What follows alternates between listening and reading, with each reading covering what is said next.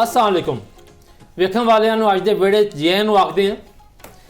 ਅੱਜ ਦੇ ਅਖਬਾਰਾਂ ਤੁਸੀਂ ਪੜ੍ਹੇ ਹੋਣਗੇ, ਕੱਲ ਦੀ ਖਬਰਾਂ ਵੀ ਸੁਣੀਆਂ ਹੋਣਗੀਆਂ। ਇੱਕ ਨਵੀਂ ਰਿਪੋਰਟ ਆਈ ਹੈ IMF ਦੀ, ਜਿਸ ਵਿੱਚ ਇਹ ਗੱਲ ਕੀਤੀ ਗਈ ਹੈ ਕਿ ਪਾਕਿਸਤਾਨ 'ਚ ਪਿਛਲੇ 70 ਜਾਂ 75 ਵਰ੍ਹਿਆਂ ਦੇ ਵਿੱਚ ਕਰਪਸ਼ਨ ਕਿੱਦਾਂ ਹੋਈ ਤੇ ਕਿਹੜੀ ਹੁਕੂਮਤਾਂ ਜਿਹੜੀਆਂ ਨੇ ਉਹਦੇ ਵਿੱਚ ਮੁਲਵਸ ਰਹੀਆਂ ਨੇ। ਕਰਪਸ਼ਨ ਜਿਹੜੀ ਉਹ ਪਾਕਿਸਤਾਨ ਦਾ ਇੱਕ ਐਸਾ ਮਸਲਾ ਹੈ, ਜਦੋਂ ਵੀ ਕੋਈ ਸਿਆਸੀ ਜਮਾਤ ਆਉਂਦੀ ਹੈ ਜਾਂ ਕੋਈ ਹੁਕੂਮਤ ਆਉਂਦੀ ਹੈ, ਉਹਦਾ ਪਹਿਲਾ ਨਾਰਾ ਇਹ ਹੁੰਦਾ ਹੈ ਕਰਪਸ਼ਨ ਮੁਕਾਓ। ਲੇਕਿਨ ਬਾਅਦ ਜਦੋਂ ਟੁਰ ਕੇ ਜਾਂਦੀ ਹੈ ਤਾਂ ਪਤਾ ਚੱਲਦਾ ਹੈ ਔਰ ਮੁਕਾਣੀ ਕੀ ਸੀ, ਉਹ ਤਾਂ ਆਪਣਾ ਹਿੱਸਾ ਲੈ ਕੇ ਟੁਰ ਗਈ ਹੈ। ਇਹ ਕਰਪਸ਼ਨ ਜਿਹੜੀ ਹੈ ਕਿਉਂ ਇਸ ਤਰ੍ਹਾਂ ਹੋਈ ਹੈ, IMF ਦੀ ਰਿਪੋਰਟ ਜਿਹੜੀ ਹੈ ਉਹ ਕਿਹਦੇ ਖਿਲਾਫ ਚਾਰਜ ਸ਼ੀਟ ਹੈ, ਇਸ ਰਿਪੋਰਟ ਦੇ ਸਿਆਸੀ ਜਮਾਤਾਂ ਤੇ ਹੁਕੂਮਤਾਂ ਦੇ ਕੀ ਅਸਰਾਤ ਹੋਣਗੇ ਔਰ ਖਾਸ ਤੌਰ ਤੇ ਪਾਕਿਸਤਾਨ ਦੇ ਆਉਣ ਵਾਲੇ ਸਿਆਸੀ ਮੁਸਤਕਬਲ ਤੇ ਇਸ ਰਿਪੋਰਟ ਦਾ ਕੀ ਅਸਰ ਹੋਏਗਾ, ਇਹ 'ਤੇ ਅਸੀਂ ਅੱਜ ਗੱਲ ਕਰਾਂਗੇ। ਸਾਡੇ ਨਾਲ ਸਟੂਡੀਓ ਮੌਜੂਦ ਨੇ ਜਨਾਬ ਇਰਫਾਨ ਦੁਲਤਾਨਾ ਸਾਹਿਬ, ਜਿਹੜੇ ਕਿ ਸਾਬਕ MP ਆ ਪਾਕਿਸਤਾਨ ਮੁਸਲਿਮ ਲੀਗ ਨੂਨ ਦੇ ਮਰਕਜ਼ੀ ਰਹਿਨੁਮਾ ਨੇ। ਨਾਲ ਮੌਜੂਦ ਨੇ ਖਾਲਿਦ ਕਿਊਮ ਸਾਹਿਬ, ਜਿਹੜੇ ਕਿ ਸੀਨੀਅਰ ਤਜਜ਼ੀਆ ਨਗਾਰ ਨੇ। ਉਹਨਾਂ ਦੇ ਨਾਲ ਸਾਡੇ ਨਾਲ ਸਟੂਡੀਓ ਮੌਜੂਦ ਨੇ ਸ਼ਾਯਾਨ ਬਸ਼ੀਰ ਸਾਹਿਬ, ਜਿਹੜੇ ਕਿ ਤਹਿਰੀਕ ਇਨਸਾਫ ਦੇ ਮਰਕਜ਼ੀ ਰਹਿਨੁਮਾ ਨੇ। ਤੇ ਸਭ ਤੋਂ ਪਹਿਲੇ ਦੁਲਤਾਨਾ ਸਾਹਿਬ ਤੁਹਾਡੇ ਸ਼ੁਰੂ ਕਰਦੇ ਹਾਂ। ਜ਼ਾਹਿਰ ਗੱਲ ਤੁਹਾਡੀ ਹੁਕੂਮਤ ਹੈ ਪੰਜਾਬ ਦੀ, ਵਫਾਕ ਜੀ, ਤੇ ਤੁਹਾਡੀ ਇਸ ਰਿਪੋਰਟ 'ਚ ਹੁਕੂਮਤ ਦਾ ਬੜਾ ਜ਼ਿਕਰ ਹੈ। ਦੇਖੋ IMF ਕਹਿ ਰਹੀ ਹੈ ਕਿ ਜਿਹੜੀ ਅਸ਼ਰਾਫੀਆ ਹੈ ਉਹ ਆਪਣੀ ਜੇਬਾਂ ਭਰਦੀ ਹੈ, ਉਹਦੇ ਮੁਤਾਬਕ ਮਨਸੂਬੇ ਬਣਾਏ ਜਾਂਦੇ ਨੇ।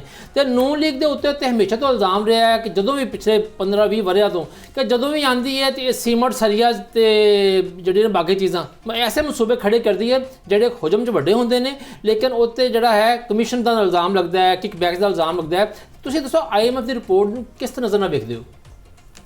बिस्मिल्लाह रहमान रहीम। मैं ये कहूँगा कि जो IMF की रिपोर्ट आई है, बिल्कुल करप्शन तो हर लिहाज ने पाकिस्तान मुस्लिम लीग नून कंडेम कर दी। साड़ी पार्टी का मोटो यही है कि करप्शन को ख़त्म किया जाए तो एक साफ सुथरा पंजाब जो है करप्शन फ्री होवे। तो वो सिर्फ साड़ी पार्टी का नहीं, वो पाकिस्तान के मुस्तकबिल वास्ते भी बड़ी अहम चीज़ है। बिल्कुल अगर ये IMF ने कुछ पॉइंट्स दिते गए तो मेरे ख्याल तो चीफ मिनिस्टर पंजाब के प्राइम मिनिस्टर शहबाज शरीफ साहब जो हैं इस ते भरपूर उन्होंने एक्शन लेना चाहिए तो लेंगे। तो सानू बिल्कुल 100% पाकिस्तान तो करप्शन का खात्मा करना चाहिए। अगर वो उस जो भी इनवॉल्व हैं, बेशक ब्यूरोक्रेट्स होन या अगर कोई आई डोंट नो होर किस का उन्हें पाया हुआ है, मगर इस रिपोर्ट ਦੇ ਵਿੱਚ ਜਿਹੜੀ IMF ਦੀ ਰਿਪੋर्ट ਹੈ ਨਾ ਮੀਆਂ ਸਾਹਿਬ, ਇਹਦਾ ਜਿਹੜਾ ਇਸ ਰਿਪੋर्ट ਦਾ ਮਰਜ਼ੀ ਦਾਇਰਾ ਹੈ ਨਾ, ਉਹ ਪਿਛਲੇ ਜਿੰਨੇ ਵੀ ਆਈਆਂ ਨੇ ਵਫਾਕੀ ਹੁਕੂਮਤਾਂ ਸਾਡੀ ਫੈਡਰਲ ਗਵਰਨਮੈਂਟਸ ਆਈਆਂ ਨਾ, ਉਹਨਾਂ ਦੇ ਹਵਾਲੇ ਦੇ ਨਾਲ ਹੈ। ਤੇ ਅਗਰ ਫੈਡਰਲ ਗਵਰਨਮੈਂਟਸ ਦਾ ਹੈ, ਮੇਰਾ ਤਾਂ ਜ਼ਾਹਿਰ ਤੌਰ ਤੇ ਇਹ ਹੈ ਕਿ ਮੈਂ ਪਿਛਲੇ 10 ਸਾਲਾਂ ਤੋਂ ਐਜ਼ ਮੈਂਬਰ ਪੰਜਾਬ ਅਸੈਂਬਲੀ ਰਿਹਾ। ਮੈਂ ਸ਼ਹਬਾਜ਼ ਸ਼ਰੀਫ ਸਾਹਿਬ ਨਾਲ ਵੀ ਇਹਦੇ ਚੀਫ ਮਿਨਿਸਟਰ ਸਨ 5 ਸਾਲ ਕੰਮ ਕੀਤਾ ਹੈ, ਤੇ ਉਸ ਤੋਂ ਬਾਅਦ ਫਿਰ ਅਗਲਾ ਦੌਰ PTI ਦਾ ਆ ਗਿਆ ਸੀ। ਤੇ ਅੱਲਾ ਦਾ ਸ਼ੁਕਰ ਹੈ ਅਸੀਂ ਤਾਂ ਆਪਣੀ ਪਾਰਟੀ 'ਚ ਬਿਲਕੁਲ ਕਰਪਸ਼ਨ ਨਾ ਵੇਖੀ ਹੈ, ਨਾ ਲੀਡਰਸ਼ਿਪ ਦੀ ਤਰਫੋਂ ਕੋਈ ਇਸ ਤਰ੍ਹਾਂ ਦੀ ਚੀਜ਼ ਹੁੰਦੀ ਹੈ। ਇੱਕ ਸਾਫ ਸੁਥਰੀ ਪਾਕਿਸਤਾਨ ਮੁਸਲਿਮ ਲੀਗ ਨੂਨ ਇੱਕ ਪਾਰਟੀ, ਕਿਉਂਕਿ ਮੇਰੀ ਵਾਲਦਾ ਵੀ ਪਿਛਲੇ 40 ਸਾਲਾਂ ਤੋਂ ਇਸ ਪਾਰਟੀ ਦੇ ਨਾਲ ਮੁਨਸਲਿਕ ਹਨ। ਮੇਰੇ ਨਾਨਾ ਵੀ ਇਹਦੇ ਦੇ ਚੀਫ ਮਿਨਿਸਟਰ ਸਨ 51 ਤੋਂ 53 'ਚ ਪਾਕਿਸਤਾਨ ਮੁਸਲਿਮ ਲੀਗ ਨੂਨ ਦੇ। ਤੇ ਸਾਡਾ ਤੇ ਇਹ ਪਾਕਿਸਤਾਨ ਮੁਸਲਿਮ ਲੀਗ ਨੂਨ ਦਾ ਮੋਟੋ ਹੈ ਕਿ ਕਰਪਸ਼ਨ ਨੂੰ ਐਂਡ ਕੀਤਾ ਜਾਵੇ, वही पाकिस्तान का मुस्तकबिल है। तो इस ते अगर जो रिपोर्ट आई है वो चीफ मिनिस्टर ते प्राइम मिनिस्टर को कड़ा एक्शन भी इंशाअल्लाह ताला लेना भी चाहिए तो लेंगे भी सही, knowing the chief minister and prime minister. Khalid Qayyum Sahab, इस रिपोर्ट ਦੇ ਵਿੱਚ ਇੱਕ ਉਹਨਾਂ ਨੇ ਪੈਰਾਗ੍ਰਾਫ ਬਣਾਇਆ ਹੈ ਕਿ ਕਰਪਸ਼ਨ ਦੇ ਵਿੱਚ ਅਦਲੀਆ ਜਿਹੜੀ ਹੈ ਉਹ ਪੁਲਿਸ ਤੇ ਸਰਕਾਰੀ ਅਦਾਰਿਆਂ ਦੇ ਨਾਲ ਸਭ ਤੋਂ ਕਰਪਟ ਸ਼ੋਭਾ ਜਿਹੜੀ ਹੈ ਉਹ ਕਰਾਰ ਦਿੱਤੀ ਗਈ ਹੈ। ਹੁਣ ਤੁਹਾਨੂੰ ਪਤਾ ਹੀ ਹੈ ਕਿ ਪਿਛਲੇ 27ਵੀਂ ਤਰਮੀਮ ਸਾਡੀ ਅਦਲੀਆ ਦੇ ਹਵਾਲੇ ਨਾਲ ਇਸਲਾਹਾਤ ਵੀ ਆਈਆਂ ਨੇ, ਲੇਕਿਨ IMF ਦੀ ਰਿਪੋਰਟ ਜਿਹੜੀ ਹੈ ਉਹਨੇ ਸਾਬਤ ਕਰਤਾ ਹੈ ਕਿ ਵਾਕਈ ਸਾਡੇ ਜਿਹੜੇ ਜੱਜ ਨੇ ਜਾਂ ਅਦਲੀਆ ਉਹਦੇ ਸਭ ਅੱਛਾ ਨਹੀਂ ਹੈ। ਤੁਸੀਂ ਇਸ ਪੂਰੀ ਰਿਪੋਰਟ ਨੂੰ ਤੇ ਖਾਸ ਤੌਰ ਤੇ ਅਦਲੀਆ ਦੇ ਬਾਰੇ ਜਿਹੜਾ IMF ਦਾ ਪੈਰਾਗ੍ਰਾਫ ਹੈ ਇਹਦੇ ਬਾਰੇ ਕੀ ਕਹਿੰਦੇ ਹੋ? ਅੱਛਾ ਰਿਜ਼ਵਾਨ ਸਾਹਿਬ, ਇਹ ਜਿਹੜੀ ਰਿਪੋਰਟ IMF ਨੇ ਦਿੱਤੀ ਹੈ ਇਹਦੀ ਟਾਈਮਿੰਗ ਬੜੀ ਅਹਿਮ ਹੈ ਕਿ ਦਸੰਬਰ ਦੇ ਪਹਿਲੇ ਹਫਤੇ 'ਚ IMF ਦਾ ਜਿਹੜਾ ਬੋਰਡ ਹੈ ਉਹਦੀ ਮੀਟਿੰਗ ਹੋ ਰਹੀ ਹੈ ਔਰ ਬੋਰਡ ਦੇ ਵਿੱਚ ਪਾਕਿਸਤਾਨ ਦੀ 1 ਅਰਬ 20 ਕਰੋੜ ਡਾਲਰ ਜਿਹੜਾ ਪਾਕਿਸਤਾਨ ਦੀ ਕਿਸ਼ਤ ਹੈ ਉਹਦਾ ਫੈਸਲਾ ਹੋਣਾ। ਔਰ ਉਸ ਤੋਂ ਪਹਿਲੇ ਇਹ ਜਿਹੜੀ ਰਿਪੋਰਟ ਹੈ ਮੈਂ ਇਹਦੇ ਨੂੰ ਪੂਰਾ ਇੱਕ ਚਾਰਜ ਸ਼ੀਟ ਹੀ ਸਮਝਦਾ। ਇਹ ਚਾਰਜ ਸ਼ੀਟ ਕਿਸੇ ਇੱਕ, ਤੁਹਾਡੀ ਗੱਲ ਦਰੁਸਤ ਹੈ, ਕਿਸੇ ਇੱਕ ਹੁਕੂਮਤ ਦੇ ਖਿਲਾਫ ਨਹੀਂ, ਇਹ ਓਵਰਆਲ ਹੁਣ ਤੱਕ ਪਾਕਿਸਤਾਨ ਜਿੰਨੀਆਂ ਹੁਕੂਮਤਾਂ ਆਈਆਂ ਨੇ ਇਹ ਸਾਰਿਆਂ ਵਾਸਤੇ ਜਿਹੜਾ ਇੱਕ ਜਿਹੜਾ ਉਹਨਾਂ ਦੀ ਇੱਕ ਚਾਰਜ ਸ਼ੀਟ ਹੈ। ਔਰ ਇਹ ਖਾਸ ਤੌਰ ਤੇ ਮੌਜੂਦਾ ਜਿਹੜੀ ਹਕੂਮਤ ਹੈ ਉਹਦੇ ਵਾਸਤੇ ਇੱਕ ਬੜਾ ਵੱਡਾ ਚੈਲੰਜ ਹੈ ਕਿ ਜਿਹੜੀਆਂ IMF ਨੇ ਜਿਹੜੀਆਂ ਇਸਲਾਹਾਤ ਦਾ ਮੁਤਾਲਬਾ ਕੀਤਾ ਹੈ ਕਰਪਸ਼ਨ ਦੇ ਖਾਤਮੇ ਵਾਸਤੇ, ਗਵਰਨੈਂਸ ਨੂੰ ਬਿਹਤਰ ਬਣਾਉਣ ਵਾਸਤੇ, ਉਹਨਾਂ ਦੇ ਅਮਲ ਦਰਾਮਦ ਦੀ ਜਿਹੜੀ ਜ਼ਿੰਮੇਵਾਰੀ ਹੈ ਉਹ ਤੇ ਮੌਜੂਦਾ ਹਕੂਮਤ ਦੀ ਹੈ। ਲੇਕਿਨ ਇਹ ਚੈਲੰਜ ਸਿਰਫ ਹਕੂਮਤ ਦਾ ਨਹੀਂ ਜੇ, ਇਹ ਚੈਲੰਜ ਜਿਹੜਾ ਜੇ ਇਸ ਮੁਲਕ ਦੀ ਪਾਰਲੀਮੈਂਟ ਦਾ ਵੀ ਹੈ, ਇਸ ਮੁਲਕ ਦੇ तमाम ਸਿਆਸੀ ਜਮਾਤਾਂ ਦਾ ਵੀ ਹੈ, ਔਰ ਜਿੱਧਰ ਤੁਸੀਂ ਨਿਸ਼ਾਨਦੇਹੀ ਕੀਤੀ ਹੈ ਅਦਲੀਆ ਵਾਸਤੇ ਸਭ ਤੋਂ ਵੱਡਾ ਚੈਲੰਜ ਹੈ। ਕਿਉਂਕਿ ਇਸ ਰਿਪੋਰਟ ਦੇ ਵਿੱਚ ਸਭ ਤੋਂ ਜ਼ਿਆਦਾ ਜਿਹੜੇ ਸਵਾਲਾਤ ਔਰ ਸਖਤ ਤਰੀਨ ਜਿਹੜੇ ਸਵਾਲਾਤ ਉਠਾਏ ਗਏ ਨੇ ਉਹ ਅਦਲੀਆ ਦੇ ਬਾਰੇ ਉਠਾਏ ਗਏ ਨੇ, ਔਰ ਖ਼ਾਸ ਤੌਰ 'ਤੇ ਜਿਹੜੇ ਸਾਡੇ ਕਵਾਨੀਨ ਨੇ ਉਹਨਾਂ ਦੇ ਉਠਾਏ ਗਏ ਨੇ। ਔਰ ਜਿਹੜਾ ਇੱਥੇ ਪਾਕਿਸਤਾਨ ਦੇ ਅੰਦਰ ਜਿਹੜੇ ਪਾਕਿਸਤਾਨ ਦੇ ਮਕਾਮੀ ਸਰਮਾਇਆਕਾਰ ਜਾਂ ਗੈਰ ਮੁਲਕੀ ਸਰਮਾਇਆਕਾਰ ਇਨਵੈਸਟਮੈਂਟ ਕਰਨਾ ਚਾਹੁੰਦੇ ਨੇ, ਸਰਮਾਇਆਕਾਰੀ ਲਿਆਉਣਾ ਚਾਹੁੰਦੇ ਨੇ, ਉਹਨਾਂ ਨੂੰ ਜਿਹੜੀਆਂ ਰੁਕਾਵਟਾਂ ਦੇ ਮਸਾਇਲ ਦਾ ਸਾਹਮਣਾ ਵੇ, ਖਾਸ ਤੌਰ 'ਤੇ ਅਦਾਲਤੀ ਸਤ੍ਹਾ 'ਤੇ ਉਹਨਾਂ ਦਾ ਵੀ ਜਿਹੜਾ ਬਾਰ-ਬਾਰ ਜਿਸ ਤਰ੍ਹਾਂ ਉਹਨਾਂ ਦੇ ਕੇਸਿਸ ਜਿਹੜੇ ਨੇ ਇਲਤਵਾ ਦੇ ਸ਼ਿਕਾਰ ਰਹਿੰਦੇ ਨੇ, ਉਸ ਤਰਫ ਵੀ ਜਿਹੜੀ ਹੈ ਉਹ ਨਿਸ਼ਾਨਦੇਹੀ ਕੀਤੀ ਗਈ ਹੈ। ਲੇਕਿਨ ਰਿਜ਼ਵਾਨ ਸਾਹਿਬ ਮੈਂ ਸਮਝਦਾ ਕਿ ਇਹ ਮਾਮਲਾ ਜਿਹੜਾ ਇਸ ਵਾਸਤੇ ਪਾਕਿਸਤਾਨ 'ਚ ਕਰਪਸ਼ਨ ਜਿਹੜੀ ਹੈ ਉਹ ਖਤਮ ਨਹੀਂ ਹੋ ਸਕਦੀ ਕਿ ਸਾਡੀਆਂ ਜਿਹੜੀਆਂ ਹਕੂਮਤਾਂ ਆਉਂਦੀਆਂ ਨੇ ਉਹ ਜਿਹੜਾ ਇਤਸਾਬ ਦਾ ਨਾਅਰਾ ਹੈ ਉਹ ਨਾਅਰਾ ਤੇ ਲਾਉਂਦੀਆਂ ਨੇ, ਉਹ ਕਰਪਸ਼ਨ ਦੇ ਖਾਤਮੇ ਦਾ ਐਲਾਨ ਤੇ ਕਰਦੀਆਂ ਨੇ, ਔਰ ਕਰਪਸ਼ਨ ਦੇ ਖਾਤਮੇ ਵਾਸਤੇ ਇਤਸਾਬ ਦੇ ਅਦਾਰੇ ਵੀ ਬਣਾਉਂਦੇ ਨੇ।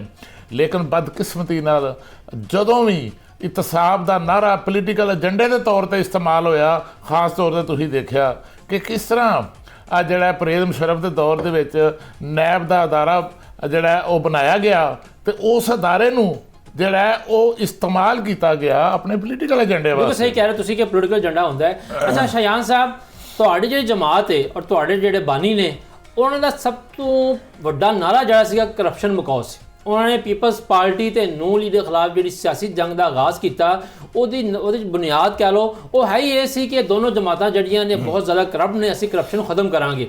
ਤੇ ਲੇਕਿਨ ਇਸ ਰਿਪੋਰਟ ਦੇ ਵਿੱਚ ਸਭ ਤੋਂ ਪਹਿਲਾਂ ਤੁਹਾਨੂੰ ਪੁੱਛਾਂਗਾ ਤੁਹਾਡੀ ਜਮਾਤ ਦਾ ਉਹ ਨਾਅਰਾ ਜਿਹੜਾ ਹੈ ਤੁਹਾਡੇ ਵਫਾਕੀ ਦੌਰੇ ਹਕੂਮਤ ਉਸ ਤੋਂ ਬਾਅਦ KP ਦੌਰੇ ਹਕੂਮਤ ਦੇ ਵਿੱਚ ਹਜੇ ਤੱਕ ਪੂਰਾ ਹੁੰਦਾ ਨਜ਼ਰ ਕਿਉਂ ਨਹੀਂ ਆ ਰਿਹਾ। ਔਰ ਦੂਸਰੀ ਗੱਲ, ਇਸੇ IMF ਦੀ ਰਿਪੋਰਟ ਦੇ ਵਿੱਚ ਇਹ ਲਿਖਿਆ ਗਿਆ ਹੈ ਕਿ PTI ਹਕੂਮਤ ਦੇ ਦੌਰ 'ਚ 2019 ਦੇ ਵਿੱਚ ਜਿਹੜੀ ਚੀਨੀ ਜਿਹੜੀ ਹੈ ਉਹ ਬਰਾਮਦ ਕੀਤੀ ਗਈ, ਉਹ ਇੱਕ ਖਾਸ ਮਕਸਦ ਤੋਂ ਕੀਤੀ ਗਈ ਤੇ ਇੱਕ ਖਾਸ ਸਲੋਗਨ ਨਵਾਜ਼ਿਆ ਗਿਆ। ਤੇ ਇਹ ਤਾਂ ਦੱਸੋ ਕਿ ਹੁਣ IMF ਤੁਹਾਨੂੰ ਵੀ ਜਿਹੜੀ ਹੈ ਚਾਰਜਸ਼ੀਟ ਕਰ ਰਹੀ ਹੈ। जी बिस्मिल्लाहिर्रहमानिर्रहीम। रिजवान भाई ये देखो गल ये वे कि जो IMF की रिपोर्ट आई है ना ਉਹਦੇ ਅੰਦਰ ਹੁਣ ਕਲੀਅਰ ਕਹਿ ਰਹੇ ਨੇ, ਪਹਿਲੀ ਤੁਸੀਂ ਇਹ ਚੀਜ਼ ਵੇਖੋ ਕਿ ਕਹਿੰਦੇ ਨੇ ਕਿ 6% ਜਿਹੜੀ PTI ਦੀ GDP ਗਰੋਥ ਸੀ ਨਾ ਉਹ 6.5% ਇਹਨਾਂ ਦੀ ਇਨਐਫੀਸ਼ੀਐਂਸੀ ਦੇ ਵਿੱਚ ਜਾ ਰਹੀ ਹੈ। ਜੋ ਕਹਿ ਰਹੇ ਨੇ ਐਲੀਟ ਕਰਪਸ਼ਨ ਹੈ ਜਿਹੜੀ ਸਾਡੀ ਸੋਸਾਇਟੀ ਦੇ ਅੰਦਰ ਜਿਹੜਾ ਪੈਸਾ ਸਾਡਾ GDP ਦਾ ਲੂਜ਼ ਹੋ ਰਿਹਾ ਨਾ 6.5%, ਤੇ ਸਾਡੀ ਜਿਹੜਾ ਸਾਡਾ ਸਫ਼ਰ ਰਿਹਾ ਹੈ 6% ਗਰੋਥ ਤੋਂ 6% GDP ਚੋਰੀ ਦਾ, ਉਹ ਸਾਰਿਆਂ ਦੇ ਸਾਹਮਣੇ ਹੈ। ਜਿਹੜੀ 2019 ਦੀ ਰਿਪੋਰਟ ਸ਼ੂਗਰ ਦੀ ਉਹ ਕੇਸ ਸਟੱਡੀ ਦੀ ਗੱਲ ਕਰ ਰਹੇ ਨੇ, ਕਿਉਂਕਿ ਸ਼ੂਗਰ ਇੰਡਸਟਰੀ ਵਾਹਿਦ ਉਹ ਇੰਡਸਟਰੀ ਹੈ ਜੋ ਇੱਕ ਪ੍ਰਾਇਮਰੀ ਕੇਸ ਸਟੱਡੀ ਹੈ ਪੋਲੀਟੀਕਲ ਮਾਫੀਆ ਦਾ ਜਿਹੜਾ ਕੰਟਰੋਲ ਹੈ, ਬਿਜ਼ਨਸ ਪੋਲੀਟੀਕਲ ਮਾਫੀਆ ਦਾ, ਕਿਉਂਕਿ ਉਹਦੇ ਅੰਦਰ ਸਾਡਾ ਜਿਹੜਾ ਐਗਰੀਕਲਚਰ ਕੰਟਰੋਲ ਹੁੰਦਾ ਹੈ ਮਾਫੀਆ ਦਾ, ਕਿਸਾਨ ਨੂੰ ਦਬਾਇਆ ਜਾਂਦਾ ਹੈ, ਜੋ ਪ੍ਰਾਈਸ ਫਿਕਸਿੰਗ ਕੀ ਜਾਂਦੀ ਹੈ, ਆਵਾਮ ਦਾ ਪੈਸਾ ਲੁੱਟਾ ਜਾਂਦਾ ਹੈ, ਬਾਹਰ ਪੈਸੇ ਭੇਜੇ ਜਾਂਦੇ ਨੇ।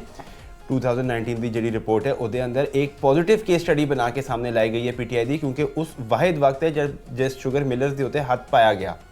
ਉਹਦੇ ਅੰਦਰ ਜਿੰਨੇ ਸ਼ੂਗਰ ਮਿਲ ਸੀ ਸਨ, ਜਹਾਂਗੀਰ ਤਰੀਨ ਦੀ ਸ਼ੂਗਰ ਮਿਲ, ਜਹਾਂਗੀਰ ਤਰੀਨ ਸਾਡਾ ਸਭ ਤੋਂ ਇੰਪੋਰਟੈਂਟ ਆਦਮੀ ਸੀ, ਲੇਕਿਨ ਉਹਦੀ ਜਿਹੜੀ ਐਕਸਪੋਰਟ ਦੀ ਇਰੈਗੂਲੈਰਿਟੀ ਸੀ ਉਦੋਂ ਉਸ ਤੋਂ ਸਾਡਾ ਕਰਪਸ਼ਨ ਦੇ ਕੇਸ ਖੁੱਲੇ। ਉਹਦੇ ਅੰਦਰ ਰਹੀਮ ਯਾਰ ਖਾਨ ਸ਼ੂਗਰ ਮਿਲ ਵੀ ਆਈ ਜੋ ਸਾਡਾ ਫੈਡਰਲ ਮਿਨਿਸਟਰ ਖੁਸਰੋ ਬਖਤਿਆਰ ਸੀ, ਉਹਦੀ ਸ਼ੂਗਰ ਮਿਲਾਂ ਸਨ, ਤੇ ਸਿੰਧ ਦੀ ਸ਼ੂਗਰ ਮਿਲਾਂ ਜਿਹੜੀ ਜ਼ਰਦਾਰੀ ਦੀ ਸ਼ੂਗਰ ਮਿਲਾਂ ਸਨ, ਇੱਥੇ ਇਹ ਸ਼ਰੀਫ ਫੈਮਿਲੀ ਦੀ sugar mill, Ramzan sugar mill ਔਰ ਚੌਧਰੀ ਸ਼ੂਗਰ ਮਿਲ, ਸਾਰੀ ਸ਼ੂਗਰ ਮਿਲਾਂ ਸਨ। ਉਹਦੇ ਅੰਦਰ ਚੀਨੀ ਬਰਾਮਦ ਨਹੀਂ ਹੋਈ, ਉਹਦੇ ਅੰਦਰ ਪੂਰੀ ਸਪਲਾਈ ਚੇਨ ਦੇ ਅੰਦਰ ਜਿਹੜੀ ਕਰਪਸ਼ਨ ਸੀ ਉਹ ਬੇਨਕਾਬ ਹੋਈ।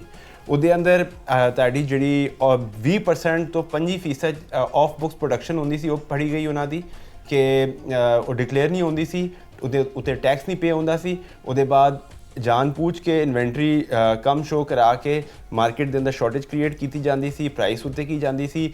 ਫਿਰ ਨਵੰਬਰ ਕ੍ਰਸ਼ਿੰਗ ਸੀਜ਼ਨ ਤੋਂ ਪਹਿਲਾਂ ਚੀਨੀ ਬਾਹਰ ਐਕਸਪੋਰਟ ਕਰ ਦੇਣੀ, ਮਈ ਜੂਨ ਦੇ ਅੰਦਰ ਉਹਦੇ ਬਲੈਕ ਮਾਰਕੀਟ ਕਰਕੇ ਪੈਸੇ ਕਮਾਣੇ, ਉਹਦੇ ਬਾਅਦ ਸ਼ੂਗਰ ਇੰਪੋਰਟ ਲਿਆ ਕੇ ਸਬਸਿਡਾਈਜ਼ ਇੰਪੋਰਟ ਲਿਆ ਕੇ ਮਾਰਕੀਟ ਨੂੰ ਥੱਲੇ ਲੈ ਕੇ ਜਾਣਾ ਤਾਂ ਕਿ ਸ਼ੂਗਰ ਕੇਨ ਵਾਲਿਆਂ ਨੂੰ ਕੀਤਾ ਜਾਏ, ਪ੍ਰੈਸ਼ਰ ਕੀਤਾ ਜਾਏ ਤਾਂ ਕਿ ਸ਼ੂਗਰ ਕੇਨ ਸਸਤੀ ਮਿਲੇ। ਪੂਰਾ ਜਿਹੜਾ ਇਹਨਾਂ ਦਾ ਸਿਸਟਮ ਹੈ, ਪੂਰਾ ਮਾਫੀਆ ਹੈ। ਫਿਰ ਇਹਨਾਂ ਦੇ ਸੱਟੇ ਦੇ ਸਿਸਟਮ ਸਨ, ਉਹਦੇ ਅੰਦਰ ਸੱਟਾ ਹੁੰਦਾ ਸੀ, ਸ਼ੂਗਰ ਮਾਰਕੀਟ ਦੇ ਅੰਦਰ ਸ਼ੂਗਰ ਮਿਲਾਂ ਸੱਟਾ ਫੈਸਿਲਿਟੇਟ ਕਰਦੇ ਸਨ। ਉਹਦੇ ਬਾਅਦ JKT ਜਹਾਂਗੀਰ ਤਰੀਨ ਦੀ ਸ਼ੂਗਰ ਮਿਲਾਂ ਦੇ ਸੱਟੇ ਗਰੁੱਪ ਫੜੇ ਗਏ, ਇਹਨਾਂ ਦੀ ਫੋਰੈਂਸਿਕ ਆਡਿਟ ਹੋਇਆ, ਇਹਨਾਂ ਦੀ ਟੀਟੀਆਂ ਫੜੀ ਗਈਆਂ। ਉਹਦੇ ਬਾਅਦ ਇਹਨਾਂ ਦੇ ਜਿਹੜੇ ਸੱਟੇ ਦੇ ਗਰੁੱਪ ਸਨ ਉਹ ਫੜੇ ਗਏ। ਇਹਨਾਂ ਦੀ ਜੋ ਮਿਸ ਵੈਲਿਊਏਸ਼ਨ ਸੀ ਫਾਰੂਕੀ ਪਲਪ ਸ਼ੂਗਰ ਦੀ, ਉਹ ਸਾਰੀ ਤੁਸੀਂ ਪੜ੍ਹੋ ਨਾ, ਤੁਹਾਨੂੰ ਪਤਾ ਲੱਗੇਗਾ ਕਿ ਇੰਨਾ ਕੰਪਰੀਹੈਂਸਿਵ ਕੰਮ ਹੋਇਆ ਹੀ ਨਹੀਂ ਸ਼ੂਗਰ। ਮੈਨੂੰ ਜ਼ਰਾ ਗੱਲ ਕੰਪਲੀਟ ਕਰਨ ਦਿਓ। ਦੇਖੋ ਉਸ ਦੇ ਬਰਅਕਸ ਦੇਖੋ ਤੇ ਨਵਾਜ਼ ਸ਼ਰੀਫ ਔਰ ਇਹ ਸ਼ਹਬਾਜ਼ ਸ਼ਰੀਫ ਲੋਕਾਂ ਦੀ ਇਹ ਨੂਨ ਲੀਗ ਵਾਲੇ ਜਿਹੜੀ ਇਹਨਾਂ ਦੇ ਹੈ ਚੀਫ ਨੇ, ਉਹਨਾਂ ਦੀ ਆਪਣੀ sugar mill Ramzan sugar mill ਦੀ 16 ਅਰਬ ਦੀ ਟੀਟੀਆਂ ਫੜੀ ਗਈਆਂ। ਇਹਨਾਂ ਦੇ ਮਕਸੂਦ ਚਪੜਾਸੀ ਦੇ ਅਕਾਊਂਟਾਂ 'ਚ ਪੈਸੇ ਲੱਗੇ ਹੋਏ ਸੀ ਤੇ ਉਹ ਸਾਰੀ ਇਨਵੈਸਟੀਗੇਸ਼ਨ ਜਿਸ ਦਿਨ ਵਜ਼ੀਰ ਆਜ਼ਮ ਬਣ ਰਹੇ ਸਨ ਉਹ ਇੱਕ ਦਿਨ ਪਹਿਲੇ ਇੰਡਾਈਟ ਹੋਣਾ ਸੀ ਇਹਨਾਂ ਨੇ ਤੇ ਉਹ ਇਨਵੈਸਟੀਗੇਸ਼ਨ ਕਲੋਜ਼ ਹੋ ਗਈ। ਉਹ ਅੱਜ ਤੱਕ ਓਪਨ ਐਂਡ ਸ਼ਟ ਕੇਸ ਹੈ। ਇਸੇ ਤਰ੍ਹਾਂ ਜੋ PTI ਦੌਰ ਦੇ ਅੰਦਰ 2019 ਦਾ ਸ਼ੂਗਰ ਮਿਲ ਕਮਿਸ਼ਨ ਬਣਿਆ ਸੀ, ਉਹਦੀ ਇਨਵੈਸਟੀਗੇਸ਼ਨ ਰਿਪੋਰਟ ਅੱਜ ਵੀ ਦਸਤਿਆਬ ਹੈ, ਤੁਸੀਂ ਉਹਨੂੰ ਪੜ੍ਹ ਲਓ। ਪ੍ਰੋਬਲਮ ਇਹ ਹੈ ਉਹਦੇ ਉੱਤੇ ਇੰਪਲੀਮੈਂਟੇਸ਼ਨ ਨਹੀਂ ਹੋਈ। ਇੰਪਲੀਮੈਂਟੇਸ਼ਨ ਕਿਉਂ ਨਹੀਂ ਹੋਈ ਕਿ ਜਿਸ ਵਕਤ ਇਹ ਰਜੀਮ ਚੇਂਜ ਹੋਇਆ ਹੈ, ਇਹ ਨਏ ਲੋਕ ਆਏ ਨੇ, ਸਾਥ ਹੀ ਸਾਰਿਆਂ ਨੂੰ ਐਮਨੈਸਟੀ ਮਿਲ ਗਈ ਤੇ ਇਨਵੈਸਟੀਗੇਸ਼ਨ ਡ੍ਰੌਪ ਹੋ ਗਈ। PTI ਦੀ ਗਵਰਨਮੈਂਟ ਦਾ ਇਹਦੇ ਅੰਦਰ ਕਸੂਰ ਨਹੀਂ ਹੈ। ਅੱਛਾ, ਤੁਸੀਂ ਬਾਬਾ ਗੱਲ ਕੀਤੀ ਜਹਾਂਗੀਰ ਤਰੀਨ ਦੀ, ਤੇ ਉਸ ਟਾਈਮ ਤੁਹਾਡੀ ਹੁਕੂਮਤ ਨੇ ਉਹਨਾਂ ਦੇ ਖਿਲਾਫ ਕੋਈ ਹਾਰਡ ਐਕਸ਼ਨ ਤਾਂ ਉਹ ਵੀ ਨਹੀਂ ਲੈ ਸਕੇ ਸਨ। ਲੱਗਦਾ ਸੀਗਾ ਕਿ ਇਮਰਾਨ ਖਾਨ ਸਾਹਿਬ ਦੇ ਇਰਦ ਗਿਰਦ ਲੋਕ ਨੇ ਉਹਨਾਂ ਨੇ ਕੋਸ਼ਿਸ਼ ਤਾਂ ਕੀਤੀ, ਲੇਕਿਨ ਖਾਨ ਸਾਹਿਬ ਕੀ ਜਹਾਂਗੀਰ ਤਰੀਨ ਦੇ ਖਿਲਾਫ ਐਕਸ਼ਨ ਨਹੀਂ ਲੈ ਸਕੇ ਸਨ। ਇਹ ਤਾਂ ਯਾਨੀ ਕਿ PTI ਦੌਰ ਹੁਕੂਮਤ ਅਗਰ ਵਾਕਈ ਸੱਚੇ ਸਨ, ਸਬੂਤ ਸੱਚੇ ਸਨ, ਤਾਂ ਫਿਰ ਐਕਸ਼ਨ ਹੋਇਆ ਜਾਂਦਾ। ਅੱਛਾ ਦੋਤਾਨਾ ਸਾਹਿਬ, ਇਹ ਦੱਸੋ ਕਿ ਜਿਸ ਤਰ੍ਹਾਂ ਉਹਨਾਂ ਨੇ ਵੀ ਕਰਪਸ਼ਨ ਮੁਕਾਓ ਮੁਹਿੰਮ ਦਾ ਨਾਰਾ ਮਾਰਿਆ ਸੀਗਾ PTI ਨੇ, ਤੁਹਾਡੀ ਪਾਰਟੀ ਦਾ ਵੀ ਇੱਕ ਨਾਰਾ ਜਿਹੜਾ ਨਾ ਉਹ ਰਿਹਾ, ਉਹ ਹੈ ਜੀ ਥਾਣਾ ਕਲਚਰ ਤੇ ਪਟਵਾਰੀ ਕਲਚਰ ਦਾ ਖਾਤਮਾ। ਪੰਜਾਬ ਦੇ ਵਿੱਚ ਜੱਕੇ ਬਾਅਦ ਦੀਗਰੇ ਮੁਸਲਸਲ, ਯਾਨੀ ਕਿ ਪਹਿਲੇ ਮੀਆਂ ਨਵਾਜ਼ ਸ਼ਰੀਫ CM ਰਹੇ ਨੇ, ਉਸ ਤੋਂ ਬਾਅਦ ਸ਼ਹਬਾਜ਼ ਸ਼ਰੀਫ ਸਾਹਿਬ 3 ਦਫਾ CM ਰਹੇ, ਹੁਣ ਮਰੀਮ ਸਾਹਿਬਾ ਹੈ ਨੇ, ਠੀਕ ਹੈ ਨਾ ਜੀ। ਪੰਜਾਬ ਦੀ ਗੱਲ ਕਰ ਰਹੇ ਹਾਂ। ਪੰਜਾਬ 'ਚ ਅੱਜ ਵੀ ਜਿਹੜਾ ਪਟਵਾਰੀ ਹੈ, ਪਟਵਾਰ ਖਾਨਾ ਹੈ, ਉੱਥੇ ਬਗੈਰ ਪੈਸੇ ਤੋਂ ਕੰਮ ਨਹੀਂ ਹੁੰਦਾ। ਥਾਣਾ ਕਲਚਰ ਸਾਡੇ IG ਜਿਹੜੇ ਹਨ ਡਾਕਟਰ ਉਸਮਾਨ ਸਾਹਿਬ ਬੜੇ ਦਾਅਵੇ ਕਰਦੇ ਨੇ, ਸੋਸ਼ਲ ਮੀਡੀਆ 'ਤੇ ਬੜੇ ਐਕਟਿਵ ਨੇ, ਲੇਕਿਨ ਅੱਜ ਵੀ ਆਮ ਆਦਮੀ ਥਾਣੇ ਚਲਾ ਜਾਵੇ ਉਹਦੀ ਸੁਣਵਾਈ ਨਹੀਂ ਹੈ, ਤੇ ਉੱਥੇ ਵੀ ਕਰਪਸ਼ਨ ਹੀ ਹੈ। ਤੇ ਜਿਹੜੀ ਪੰਜਾਬ ਦੇ ਸਰਕਾਰੀ ਮਹਿਕਮਿਆਂ 'ਚ, ਰੈਵਨਿਊ 'ਚ, ਪੁਲਿਸ 'ਚ, ਐਕਸਾਈਜ਼ 'ਚ, ਬਾਕੀ ਮਹਿਕਮਿਆਂ 'ਚ ਇਹ ਕਰਪਸ਼ਨ ਹੈ, ਇਹਦੇ ਖਾਤਮੇ ਵਾਸਤੇ ਤੁਹਾਡੀ ਨੂਨ ਲੀਗ ਦੀ ਹੁਕੂਮਤ ਕੀ ਮਾਸਟਰ ਪਲਾਨ ਕਿਉਂ ਨਹੀਂ ਬਣਾਉਂਦੀ ਜਾਂ ਉੱਤੇ ਅਮਲ ਕਿਉਂ ਨਹੀਂ ਕਰਦੀ? इसमें बेसिकली क्योंकि मैं खुद भी 10 साल रहा एज मैंबर पार्लीमेंट और हुणे भी साड़ी हुकूमत है, तो गुजारिश आती कि ये टोटली डिपेंड करता है on the member of parliaments, MNAs, MPs जो उदों इलैक्ट होंगे, क्योंकि चीफ मिनिस्टर अराउंड 300 होंगे MPs, तो हर जगह तक नहीं पहुँच सकता। रिस्पॉन्सिबिलिटी है बट डेफिनेटली और रिस्पॉन्सिबिलिटी शेयर होंगी है मैंबर ऑफ पार्लीमेंट्स से। तो ये टोटली डिपेंड करता है कि तुहाडे मैंबर ऑफ पार्लीमेंट की की परफॉर्मेंस है, वो अपने DC DPO अपना एडमिनिस्ट्रेशन सारी ना किस तरह चैक एंड बैलेंस रखता है, क्योंकि बेसिकली पब्लिक नुमाइंदगी तो मैंबर ऑफ पार्लीमेंट की होंगी है। तो अगर वो अपने इलाके के लोगों नाल प्रॉपरली इन कॉन्टैक्ट रहे, उन्होंने मसाइल हल करे, तो इन्हां डिपार्टमेंट्स नूं भी फिर पता होंदा है कि हाँ जी साडा मैंबर ऑफ पार्लीमेंट एक्टिव है, तो फिर इस तरह के मसाइल नहीं आते। तो ये मेरा ज़ाती तौर पर जहन है कि ये ज़्यादा अगर करप्शन बकौल जिस तरह रिपोर्ट आई अगर है, तो इस मैंबर ऑफ पार्लीमेंट्स को अपना रोल प्ले करना पवेगा। उन्होंने डेफिनेटली हैड अगे चीफ मिनिस्टर होंदा है, वो उन्होंने हदायत हमेशा है कि करप्शन को काबू किया जाए, मगर असल जो काम है वो मैंबर ऑफ पार्लीमेंट का है। तो अपना DC DPO माशाल्लाह बड़े अच्छे पढ़े लिखे ट्रेंड ब्यूरोक्रेट्स आते हैं। मेरा नहीं ख्याल है कि वो भी कोई करप्शन करना चाहते, वो भी अपना कंट्रोल मेजर्स करें, मैंबर ऑफ पार्लीमेंट भी करें, तो इंशाल्लाह असीं पाकिस्तान तो करप्शन खत्म करें। अच्छा दौलत साहब, ਤੁਹਾਡੀ ਤੁਸੀਂ ਦੇਖੋ ਮੈਂਬਰ ਪਾਰਲੀਮੈਂਟ ਦੀ ਤੁਸੀਂ ਗੱਲ ਕਰ ਰਹੇ ਹੋ, ਸਾਡੇ MP MNA ਜਿਹੜੇ ਨੇ ਉਹਨਾਂ ਦੀ ਸਭ ਤੋਂ ਪਹਿਲੀ ਸਿਫਾਰਿਸ਼ ਹੁੰਦੀ ਸਾਡੇ ਇਲਾਕੇ 'ਚ ਫਲਾਂ ਪਟਵਾਰੀ ਲਵਾ ਦਿਓ, ਫਲਾਂ SHO ਲਾ ਦਿਓ।